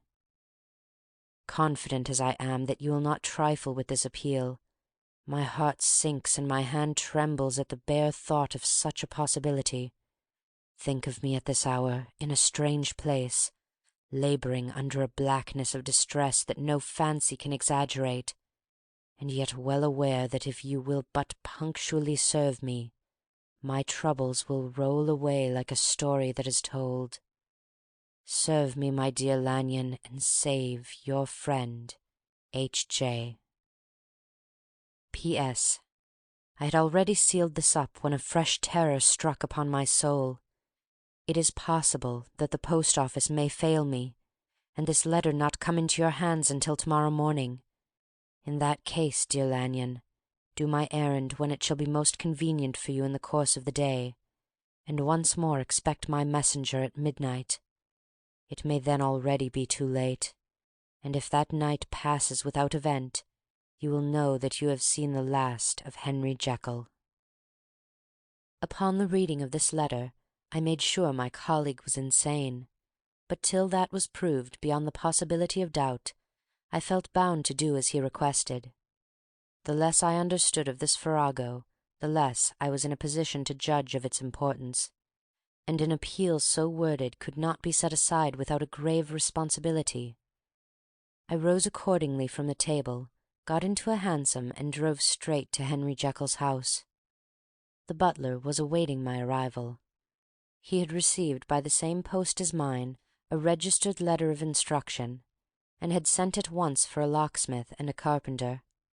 The tradesmen came while we were yet speaking, and we moved in a body to old Dr. Denman's surgical theatre, from which, as you are doubtless aware, Jekyll's private cabinet is most conveniently entered. The door was very strong, the lock excellent. The carpenter avowed he would have great trouble and have to do much damage if force were to be used, and the locksmith was near despair. But this last was a handy fellow, and after 2 hours' work the door stood open. The press marked E was unlocked, and I took out the drawer, had it filled up with straw and tied in a sheet, and returned with it to Cavendish Square. Here I proceeded to examine its contents. The powders were neatly enough made up, but not with the nicety of the dispensing chemist, so that it was plain they were of Jekyll's private manufacture, and when I opened one of the wrappers I found what seemed to me a simple crystalline salt of a white colour. The phial to which I next turned my attention might have been about half full of a blood-red liquor, which was highly pungent to the sense of smell, and seemed to me to contain phosphorus and some volatile ether. At the other ingredients I could make no guess. The book was an ordinary version book, and contained little but a series of dates. These covered a period of many years, but I observed that the entries ceased nearly a year ago and quite abruptly. Here and there a brief remark was appended to a date, usually no more than a single word, double, occurring perhaps 6 times in a total of several hundred entries, and once very early in the list, and followed by several marks of exclamation, total failure. All this, though it whetted my curiosity, told me little that was definite. Here were a phial of some salt, and the record of a series of experiments that had led, like too many of Jekyll's investigations, to no end of practical usefulness. How could the presence of these artifacts in my house affect either the honour, the sanity, or the life of my flighty colleague? If his messenger could go to one place, why could he not go to another? And even granting some impediment, why was this gentleman to be received by me in secret? The more I reflected, the more convinced I grew that I was dealing with a case of cerebral disease, and though I dismissed my servants to bed, I loaded an old revolver, that I might be found in some posture of self-defence. 12 o'clock had scarce rung out over London ere the knocker sounded very gently on the door. I went myself at the summons, and found a small man crouching against the pillars of the portico. "Are you from Dr. Jekyll?" I asked. He told me yes by a constrained gesture, and when I had bidden him enter, he did not obey me without a searching backward glance into the darkness of the square. There was a policeman not far off, advancing with his bull's eye open, and at the sight I thought my visitor started and made greater haste. These particulars struck me, I confess, disagreeably, and as I followed him into the bright light of the consulting room, I kept my hand ready on my weapon. Here, at last, I had a chance of clearly seeing him. I had never set eyes on him before, so much was certain. He was small, as I have said. I was struck besides with the shocking expression of his face, with his remarkable combination of great muscular activity and great apparent debility of constitution, and last but not least, with the odd subjective disturbance caused by his neighbourhood. This bore some resemblance to incipient rigour, and was accompanied by a marked sinking of the pulse. At the time I set it down to some idiosyncratic personal distaste, and merely wondered at the acuteness of the symptoms, but I have since had reason to believe the cause to lie much deeper in the nature of man, and to turn on some nobler hinge than the principle of hatred. This person, who had thus, from the first moment of his entrance, struck in me what I can only describe as a disgustful curiosity, was dressed in a fashion that would have made an ordinary person laughable.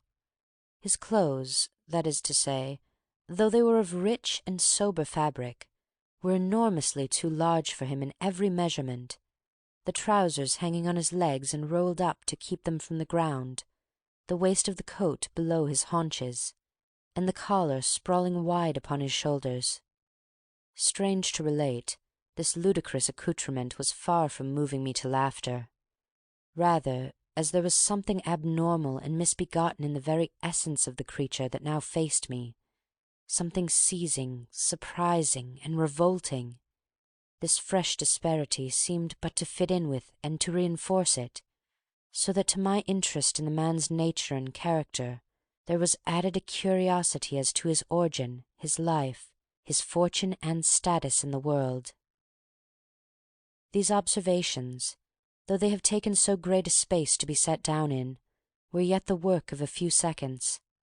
My visitor was, indeed, on fire with sombre excitement. "Have you got it?" he cried. "Have you got it?" And so lively was his impatience that he even laid his hand upon my arm and sought to shake me. I put him back, conscious at his touch of a certain icy pang along my blood. "Come, sir," said I, "you forget that I have not yet the pleasure of your acquaintance. Be seated, if you please." And I showed him an example, and sat down myself in my customary seat, and with as fair an imitation of my ordinary manner to a patient as the lateness of the hour, the nature of my preoccupations, and the horror I had of my visitor would suffer me to muster. "I beg your pardon, Dr. Lanyon," he replied civilly enough. "What you say is very well founded, and my impatience has shown its heels to my politeness. I come here at the insistence of your colleague, Dr. Henry Jekyll, on a piece of business of some moment, and I understood—" He paused and put his hand to his throat, and I could see, in spite of his collected manner, that he was wrestling against the approaches of the hysteria. "I understood a drawer—" But here I took pity on my visitor's suspense, and some perhaps on my own growing curiosity. "There it is, sir," I said, pointing to the drawer, where it lay on the floor behind a table and still covered with the sheet. He sprang to it, and then paused, and laid his hand upon his heart. I could hear his teeth grate with the convulsive action of his jaws, and his face was so ghastly to see that I grew alarmed both for his life and reason. "Compose yourself," said I.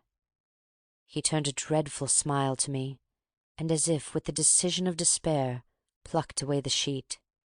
At sight of the contents he uttered one loud sob of such immense relief that I sat petrified, and the next moment, in a voice that was already fairly well under control, "Have you a graduated glass?" he asked. I rose from my place with something of an effort and gave him what he asked. He thanked me with a smiling nod, measured out a few minims of the red tincture, and added one of the powders. The mixture, which was at first of a reddish hue, began in proportion as the crystals melted to brighten in colour, to effervesce audibly, and to throw off small fumes of vapour. Suddenly, and at the same moment, the ebullition ceased, and the compound changed to a dark purple, which faded again more slowly to a watery green. My visitor, who had watched these metamorphoses with a keen eye, smiled, set down the glass upon the table, and then turned and looked upon me with an air of scrutiny. "And now," said he, "to settle what remains. Will you be wise? Will you be guided? Will you suffer me to take this glass in my hand and to go forth from your house without further parley? Or has the greed of curiosity too much command of you? Think before you answer, for it shall be done as you decide. As you decide, you shall be left as you were before, and neither richer nor wiser, unless the sense of service rendered to a man in mortal distress may be counted as a kind of riches of the soul. Or, if you shall so prefer to choose, a new province of knowledge and new avenues to fame and power shall be laid open to you, here, in this room, upon the instant, and your sight shall be blasted by a prodigy to stagger the unbelief of Satan." "Sir," said I, affecting a coolness that I was far from truly possessing, "you speak enigmas, and you will perhaps not wonder that I hear you with no very strong impression of belief. But I have gone too far in the way of inexplicable services to pause before I see the end." "It is well," replied my visitor. "Lanyon, you remember your vows. What follows is under the seal of our profession. And now, you who have so long been bound to the most narrow and material views, you who have denied the virtue of transcendental medicine, you who have derided your superiors, behold!" He put the glass to his lips and drank at one gulp. A cry followed. He reeled, staggered, clutched at the table, and held on, staring with injected eyes, gasping with open mouth. And as I looked, there came, I thought, a change. He seemed to swell, his face became suddenly black, and the features seemed to melt and alter.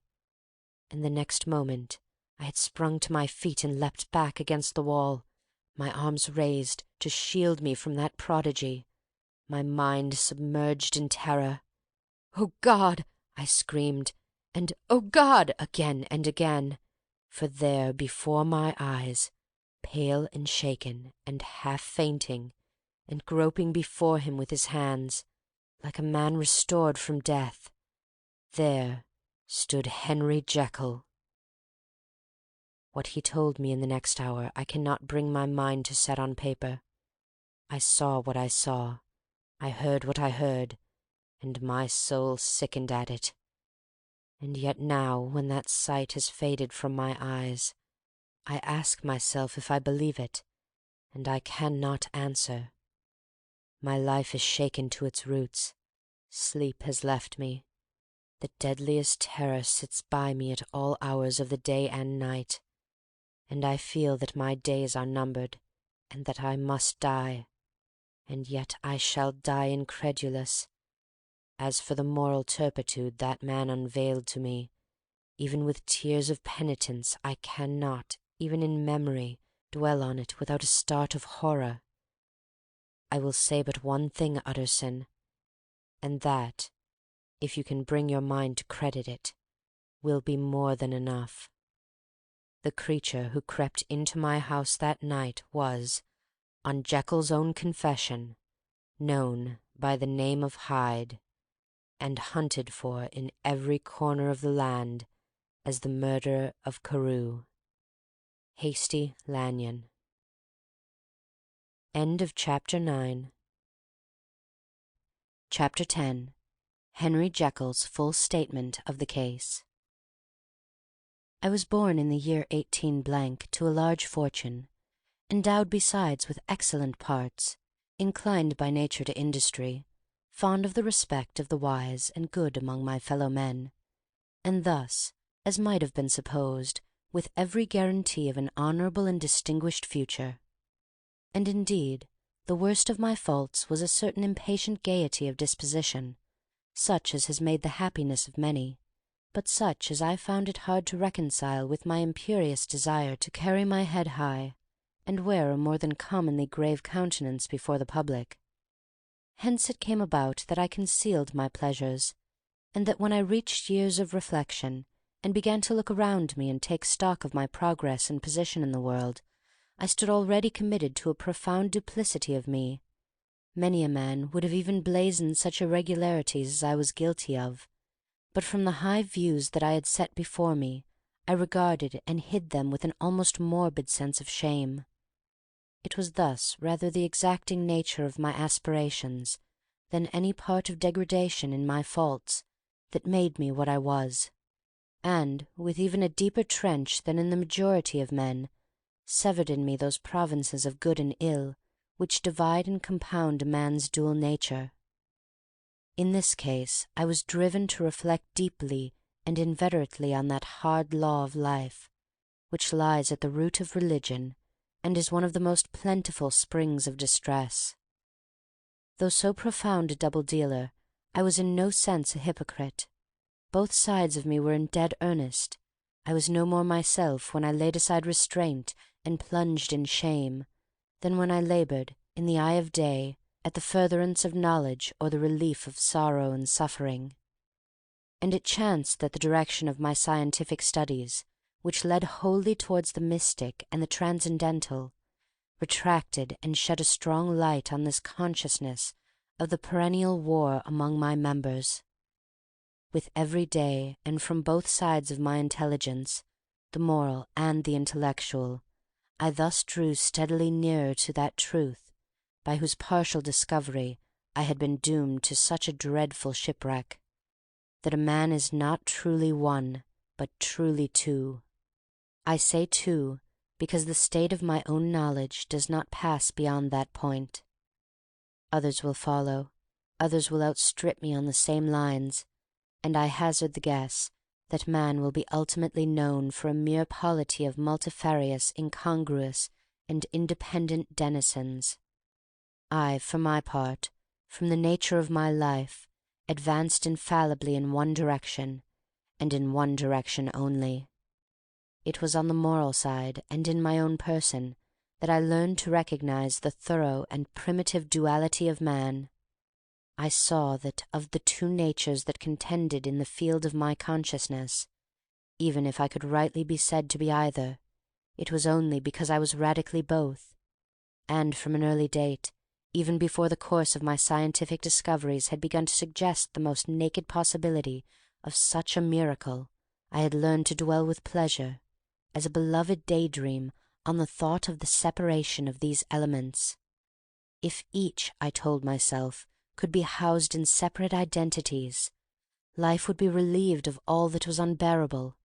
The unjust might go his way, delivered from the aspirations and remorse of his more upright twin, and the just could walk steadfastly and securely on his upward path, doing the good things in which he found his pleasure, and no longer exposed to disgrace and penitence by the hands of this extraneous evil.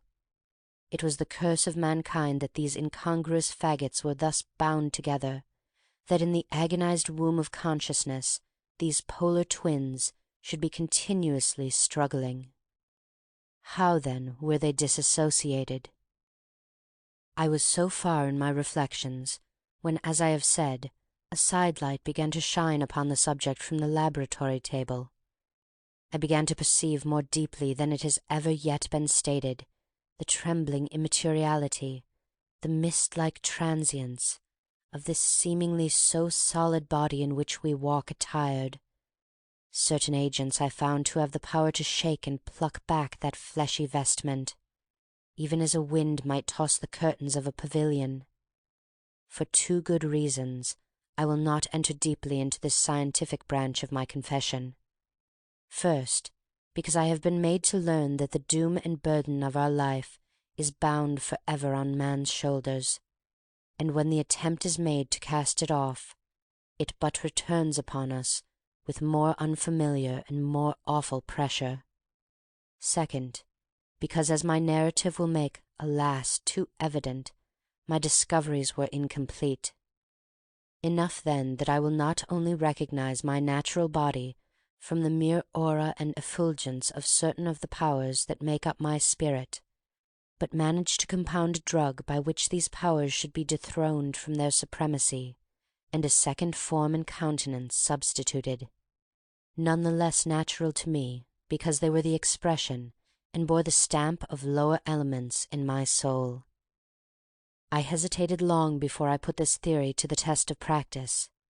I knew well that I risked death, for any drug that so potently controlled and shook the very fortress of identity might, by the least scruple of an overdose, or at the least inopportunity in the moment of exhibition, utterly blot out that immaterial tabernacle which I looked to it to change. But the temptation of a discovery so singular and profound at last overcame the suggestions of alarm. I had long since prepared my tincture. I purchased at once from a firm of wholesale chemists a large quantity of a particular salt which I knew from my experiments to be the last ingredient required, and late one accursed night I compounded the elements, watched them boil and smoke together in the glass, and when the ebullition had subsided, with a strong glow of courage, drank off the potion.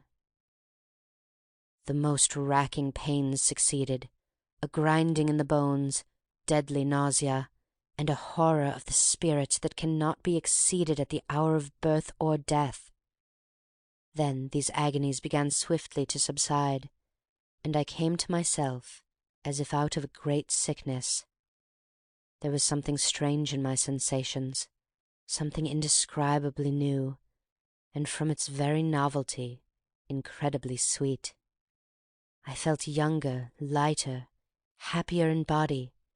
Within I was conscious of a heady recklessness, a current of disordered sensual images running like a mill race in my fancy, a solution of the bonds of obligation, an unknown but not an innocent freedom of the soul. I knew myself, at the first breath of this new life, to be more wicked, tenfold more wicked, sold a slave to my original evil, and the thought in that moment braced and delighted me like wine. I stretched out my hands, exulting in the freshness of these sensations, and in the act I was suddenly aware that I had lost in stature. There was no mirror at that date in my room. That which stands beside me as I write was brought here later on, and for the very purpose of these transformations. The night, however, was far gone into the morning. The morning, black as it was nearly ripe for the conception of the day. The inmates of my house were locked in the most rigorous hours of slumber, and I determined, flushed as I was with hope and triumph, to venture in my new shape as far as to my bedroom. I crossed the yard, wherein the constellations looked down upon me, I could have thought, with wonder, the first creature of that sort that their unsleeping vigilance had yet disclosed to them. I stole through the corridors, a stranger in my own house, and coming to my room, I saw for the first time the appearance of Edward Hyde. I must here speak by theory alone, saying not that which I know, but that which I suppose to be most probable. The evil side of my nature, to which I had now transferred the stamping efficacy, was less robust and less developed than the good, which I had just deposed. Again, in the course of my life, which had been, after all, 9/10 a life of effort, virtue, and control, it had been much less exercised and much less exhausted, and hence, as I think, it came about that Edward Hyde was so much smaller, slighter, and younger than Henry Jekyll. Even as good shone upon the countenance of the one, evil was written broadly and plainly on the face of the other. Evil besides, which I must still believe to be the lethal side of man, had left on that body an imprint of deformity and decay. And yet, when I looked upon that ugly idol in the glass, I was conscious of no repugnance, rather a leap of welcome. This, too, was myself. It seemed natural and human. In my eyes it bore a livelier image of the spirit, It seemed more express and single than the imperfect and divided countenance I had been hitherto accustomed to call mine. And in so far I was doubtless right.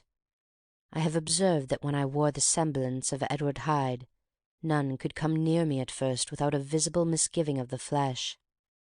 This, as I take it, was because all human beings, as we meet them, are commingled out of good and evil, and Edward Hyde, alone in the ranks of mankind, was pure evil.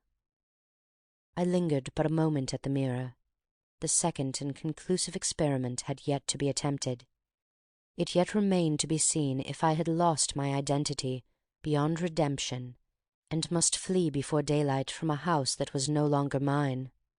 And hurrying back to my cabinet, I once more prepared and drank the cup, once more suffered the pangs of dissolution, and came to myself once more with the character, the stature, and the face of Henry Jekyll.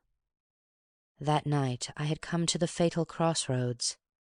Had I approached my discovery in a more noble spirit, had I risked the experiment while under the empire of generous or pious aspirations, all must have been otherwise.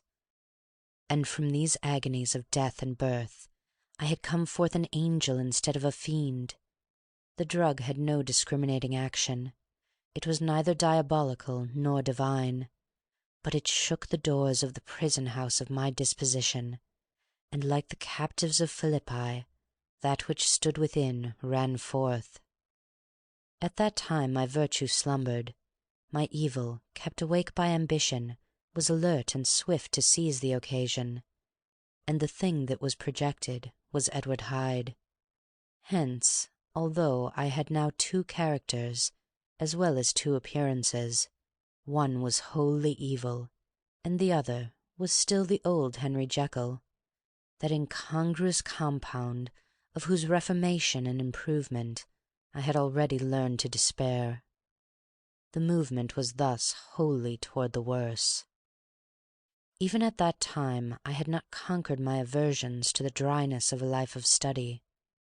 I would still be merrily disposed at times, and as my pleasures were, to say the least, undignified, and I was not only well known and highly considered, but growing towards the elderly man, this incoherency of my life was daily growing more unwelcome.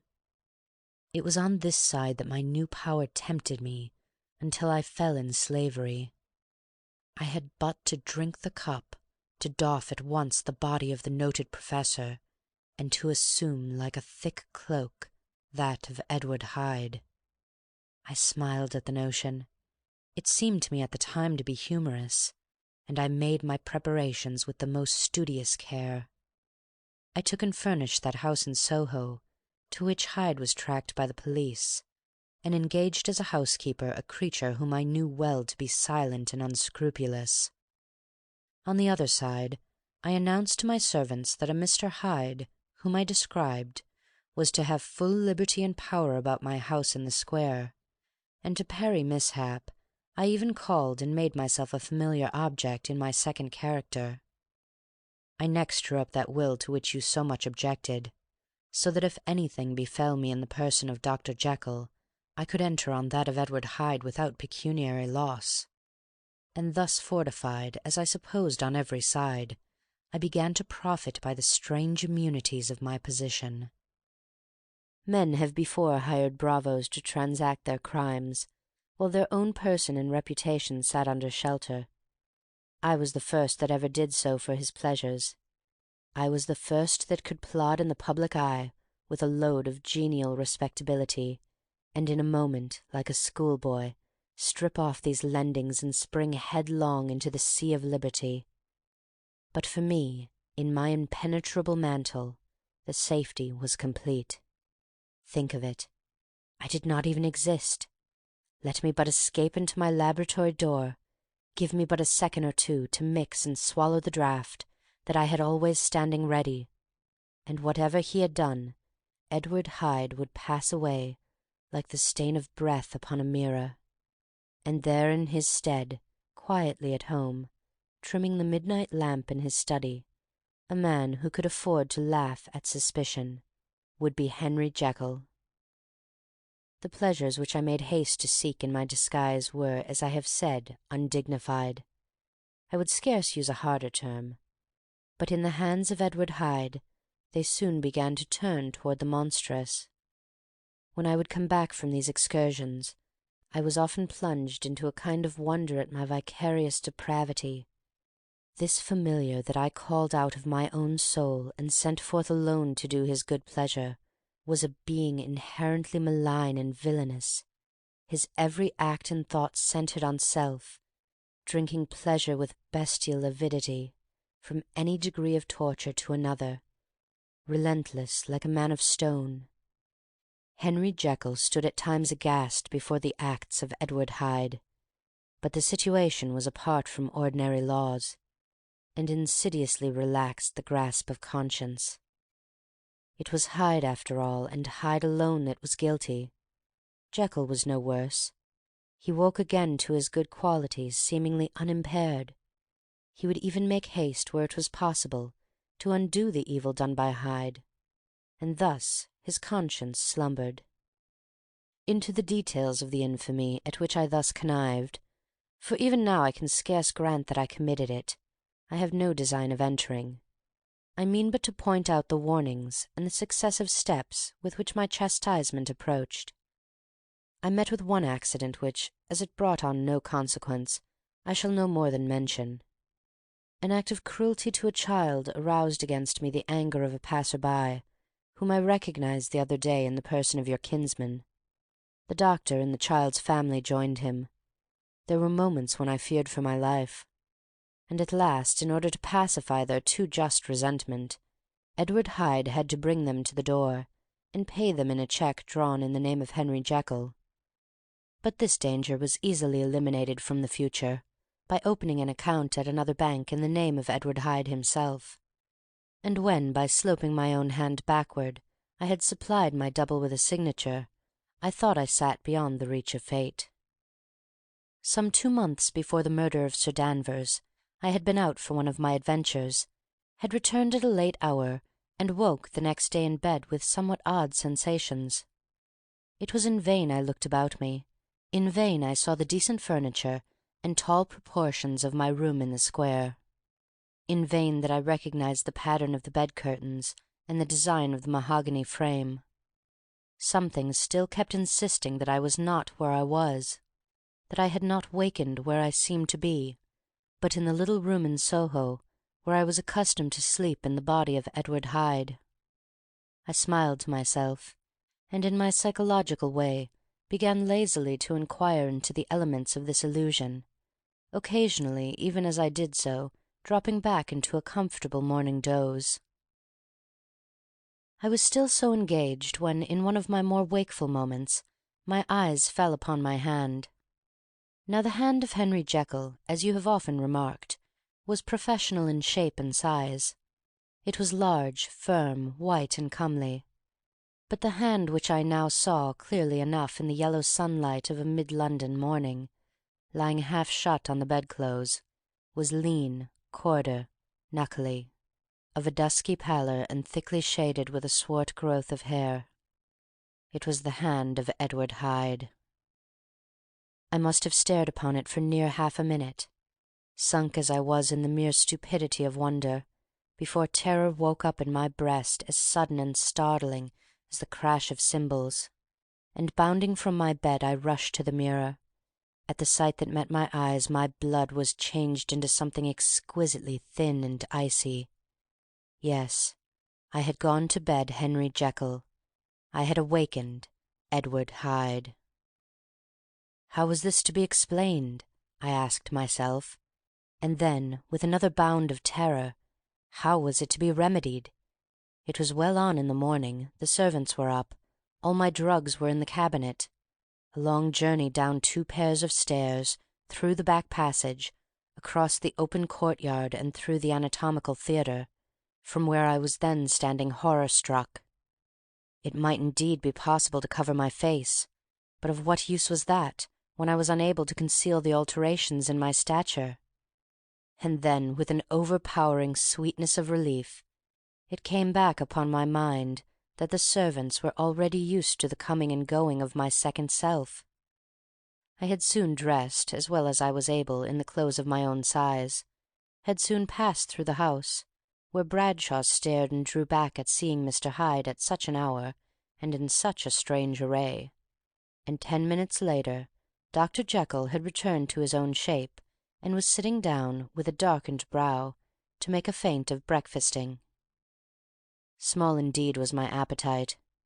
This inexplicable incident, this reversal of my previous experience, seemed, like the Babylonian finger on the wall, to be spelling out the letters of my judgment, and I began to reflect more seriously than ever before on the issues and possibilities of my double existence.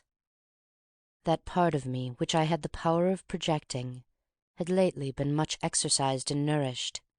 It had seemed to me of late as though the body of Edward Hyde had grown in stature, as though when I wore that form I were conscious of a more generous tide of blood, and I began to spy a danger that if this were much prolonged the balance of my nature might be permanently overthrown, the power of voluntary change be forfeited, and the character of Edward Hyde become irrevocably mine.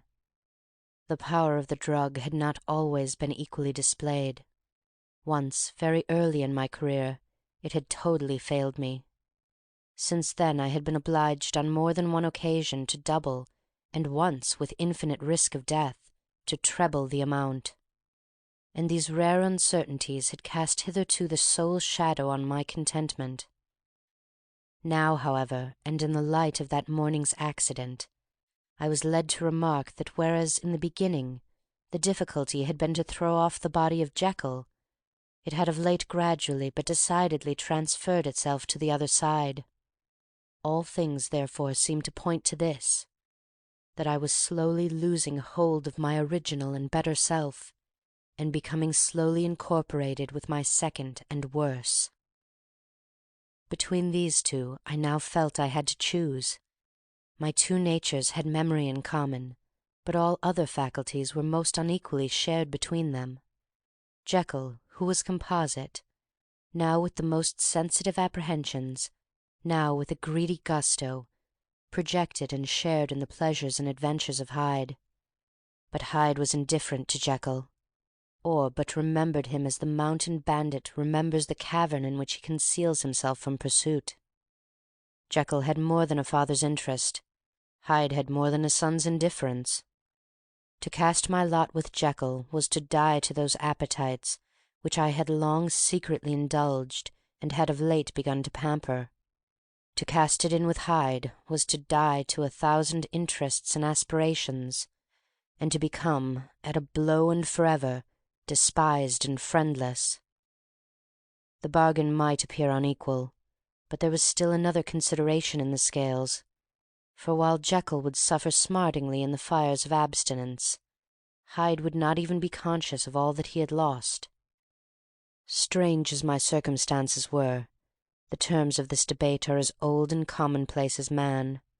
Much the same inducements and alarms cast the die for any tempted and trembling sinner, and it fell out with me, as it falls with so vast a majority of my fellows, that I chose the better part, and was found wanting in the strength to keep it.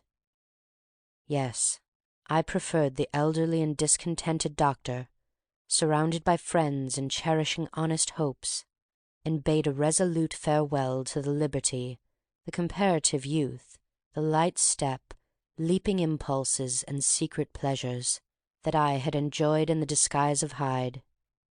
I made this choice, perhaps, with some unconscious reservation, for I neither gave up the house in Soho, nor destroyed the clothes of Edward Hyde, which still lay ready in my cabinet. For 2 months, however, I was true to my determination. For 2 months I led a life of such severity as I had never before attained to, and enjoyed the compensations of an approving conscience. But time began at last to obliterate the freshness of my alarm. The praises of conscience began to grow into a thing of course. I began to be tortured with throes and longings, as of Hyde struggling after freedom, And at last, in an hour of moral weakness, I once again compounded and swallowed the transforming draught. I do not suppose that when a drunkard reasons with himself upon his vice, he is once out of 500 times affected by the dangers that he runs through his brutish physical insensibility. Neither had I, long as I had considered my position, made enough allowance for the complete moral insensibility and insensate readiness to evil which were the leading characters of Edward Hyde. Yet it was by these that I was punished. My devil had been long caged. He came out roaring. I was conscious, even when I took the draught, of a more unbridled, a more furious propensity to ill. It must have been this, I suppose, that stirred in my soul that tempest of impatience with which I listened to the civilities of my unhappy victim. I declare, at least before God, no man morally sane could have been guilty of that crime upon so pitiful a provocation, and that I struck in no more reasonable spirit than that in which a sick child may break a plaything. But I had voluntarily stripped myself of all those balancing instincts by which even the worst of us continues to walk with some degree of steadiness among temptations, and in my case, to be tempted, however slightly, was to fall. Instantly the spirit of hell awoke in me and raged.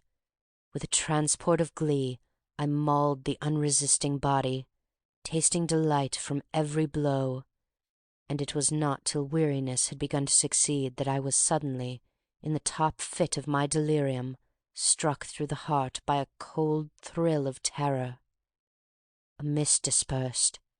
I saw my life to be forfeit, and fled from the scene of these excesses, at once glorying and trembling, my lust of evil gratified and stimulated, my love of life screwed to the topmost peg. I ran to the house in Soho, and, to make assurance doubly sure, destroyed my papers.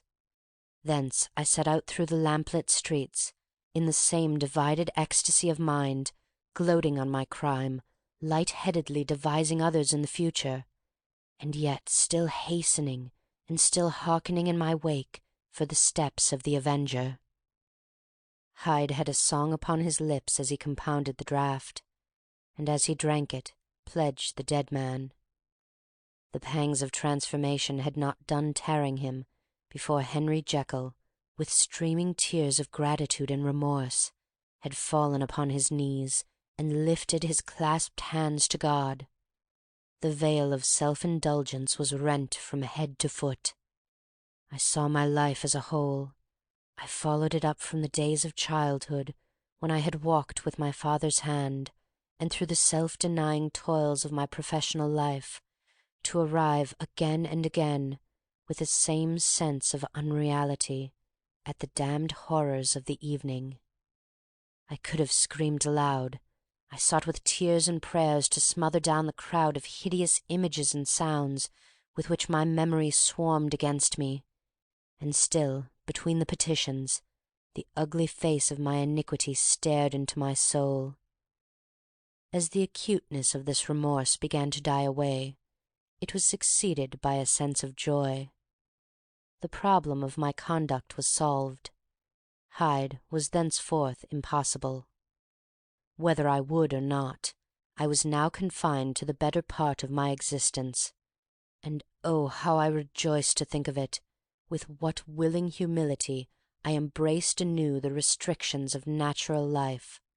With what sincere renunciation I locked the door by which I had so often gone and come, and ground the key under my heel!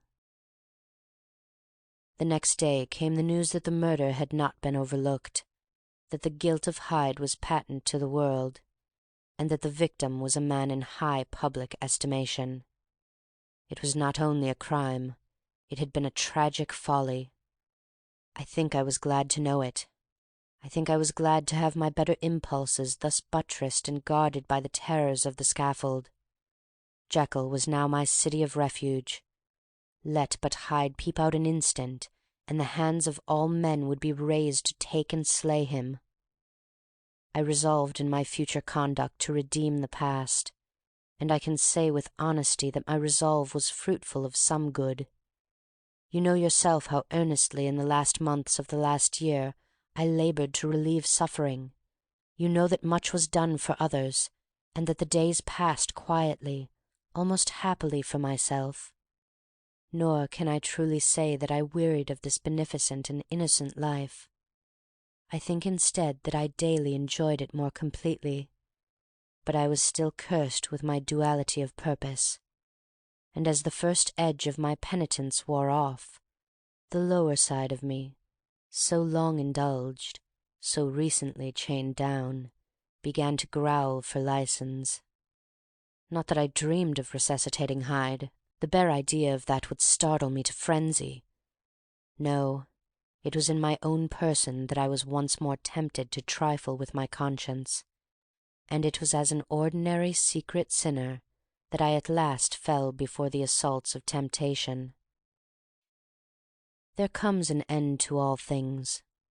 The most capacious measure is filled at last, and this brief condescension to my evil finally destroyed the balance of my soul. And yet I was not alarmed. The fall seemed natural, like a return to the old days before I had made my discovery. It was a fine, clear January day, wet underfoot where the frost had melted, but cloudless overhead, and the Regent's Park was full of winter chirrupings and sweet with spring odors. I sat in the sun on a bench, the animal within me licking the chops of memory, the spiritual side a little drowsed, promising subsequent penitence, but not yet moved to begin. After all, I reflected, I was like my neighbors. And then I smiled, comparing myself with other men, comparing my active good will with the lazy cruelty of their neglect. And at the very moment of that vainglorious thought, a qualm came over me, a horrid nausea and the most deadly shuddering. These passed away and left me faint, and then, as in its turn faintness subsided, I began to be aware of a change in the temper of my thoughts, a greater boldness, a contempt of danger, a solution of the bonds of obligation. I looked down. My clothes hung formlessly on my shrunken limbs. The hand that lay on my knee was corded and hairy. I was once more Edward Hyde. A moment before I had been safe of all men's respect, wealthy, beloved, the cloth laying for me in the dining-room at home. And now I was the common quarry of mankind, hunted, houseless, a known murderer, thrall to the gallows. My reason wavered, but it did not fail me utterly. I have more than once observed that in my second character my faculties seemed sharpened to a point, and my spirits more tensely elastic. Thus it came about that where Jekyll perhaps might have succumbed, Hyde rose to the importance of the moment. My drugs were in one of the presses of my cabinet. How was I to reach them? That was the problem that, crushing my temples in my hands, I set myself to solve. The laboratory door I had closed. If I sought to enter by the house, my own servants would consign me to the gallows. I saw I must employ another hand, and thought of Lanyon. How was he to be reached? How persuaded? Supposing that I escaped capture in the streets, how was I to make my way into his presence? And how should I, an unknown and displeasing visitor, prevail on the famous physician to rifle the study of his colleague Dr. Jekyll? Then I remembered that of my original character one part remained to me. I could write my own hand, and once I had conceived that kindling spark, the way that I must follow became lightened up from end to end. Thereupon I arranged my clothes as best I could, and summoning a passing hansom, drove to an hotel in Portland Street, the name of which I chanced to remember. At my appearance, which was indeed comical enough, however tragic a fate these garments covered, the driver could not conceal his mirth. I gnashed my teeth upon him with a gust of devilish fury, and the smile withered from his face. Happily for him, yet more happily for myself, for in another instant I had certainly dragged him from his perch. At the inn, as I entered, I looked about me with so black a countenance as made the attendants tremble.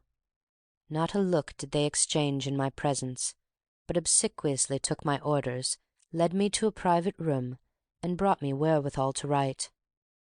Hyde in danger of his life was a creature new to me, shaken with inordinate anger, strung to the pitch of murder, lusting to inflict pain.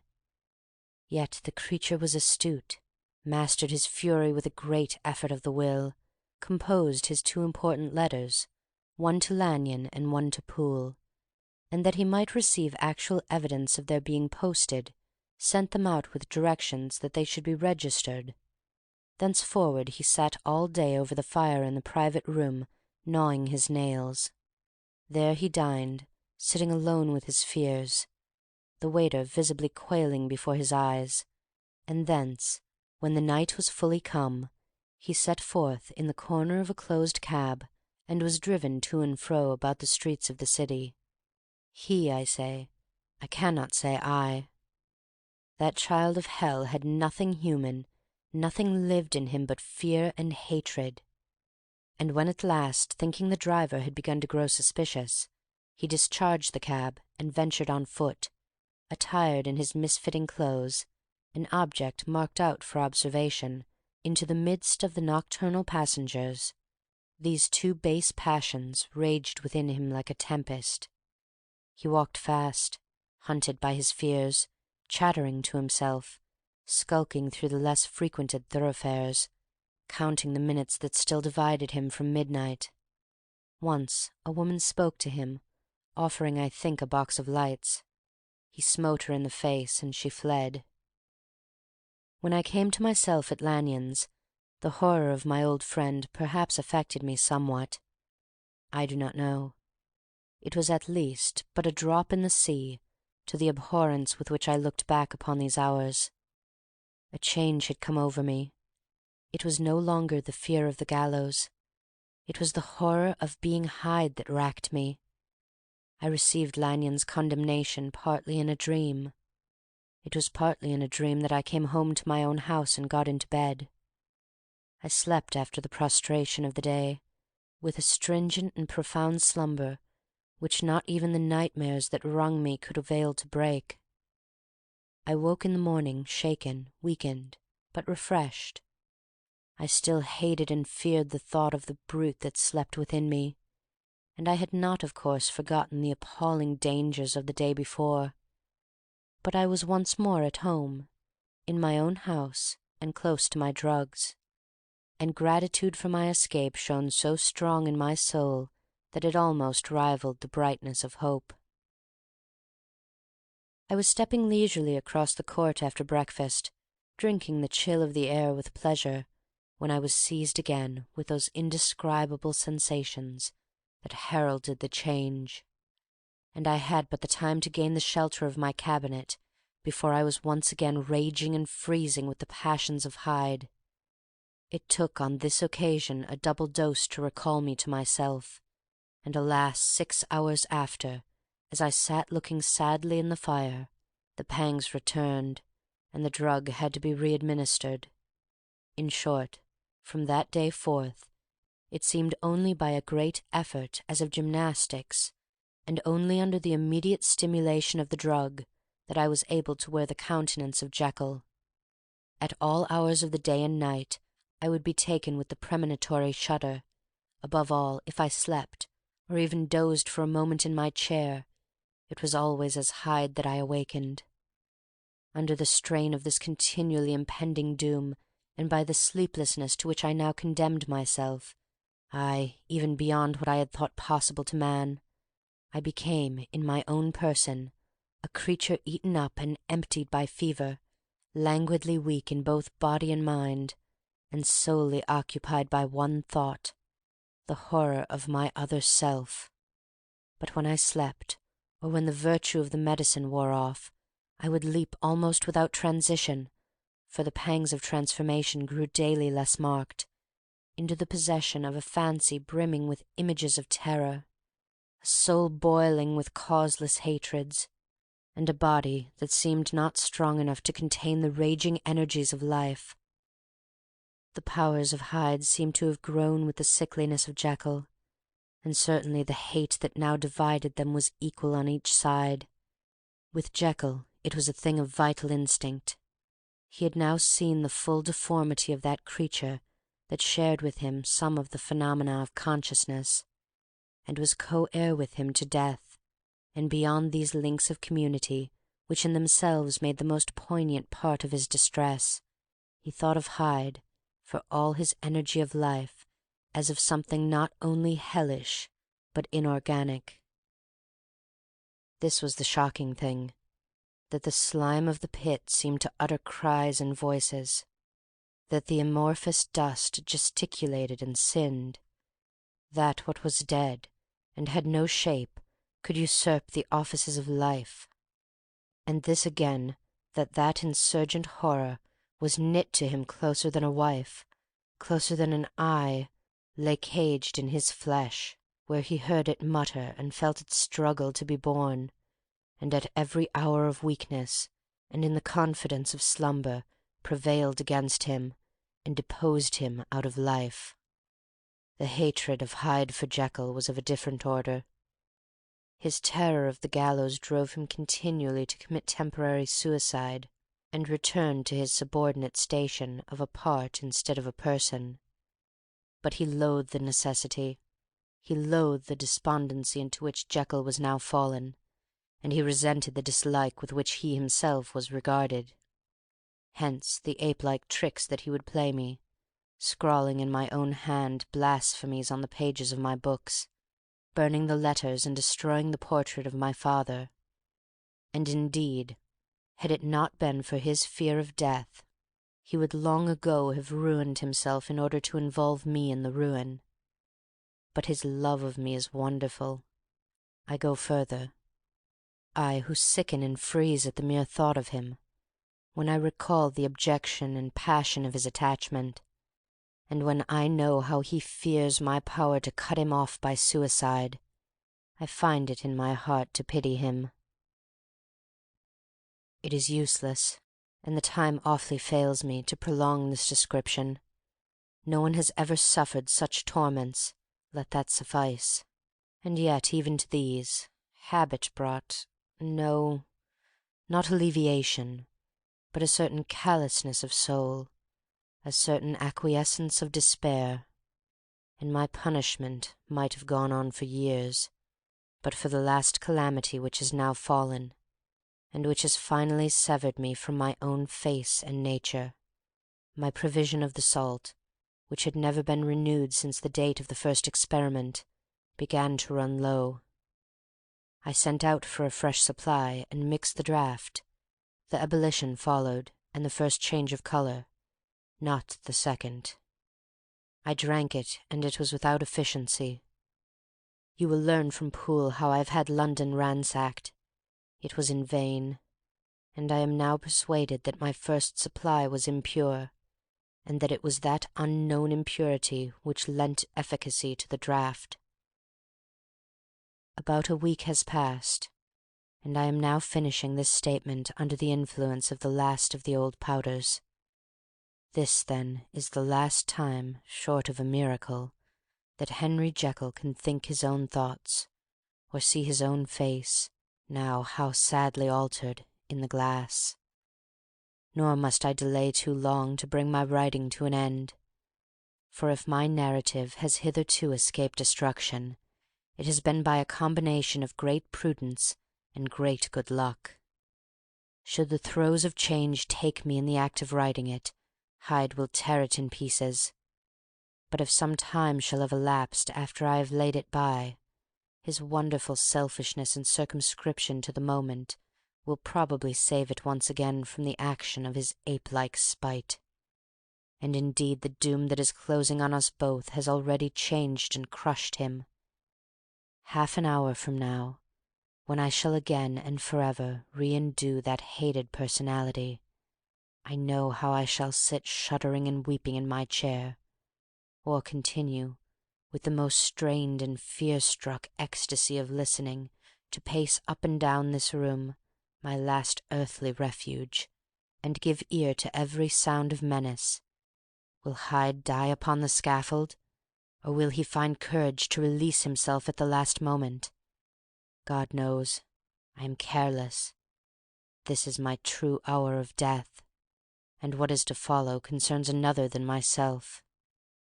Here, then, as I lay down the pen and proceed to seal up my confession, I bring the life of that unhappy Henry Jekyll to an end. End of Chapter 10, and end of the strange case of Dr. Jekyll and Mr. Hyde.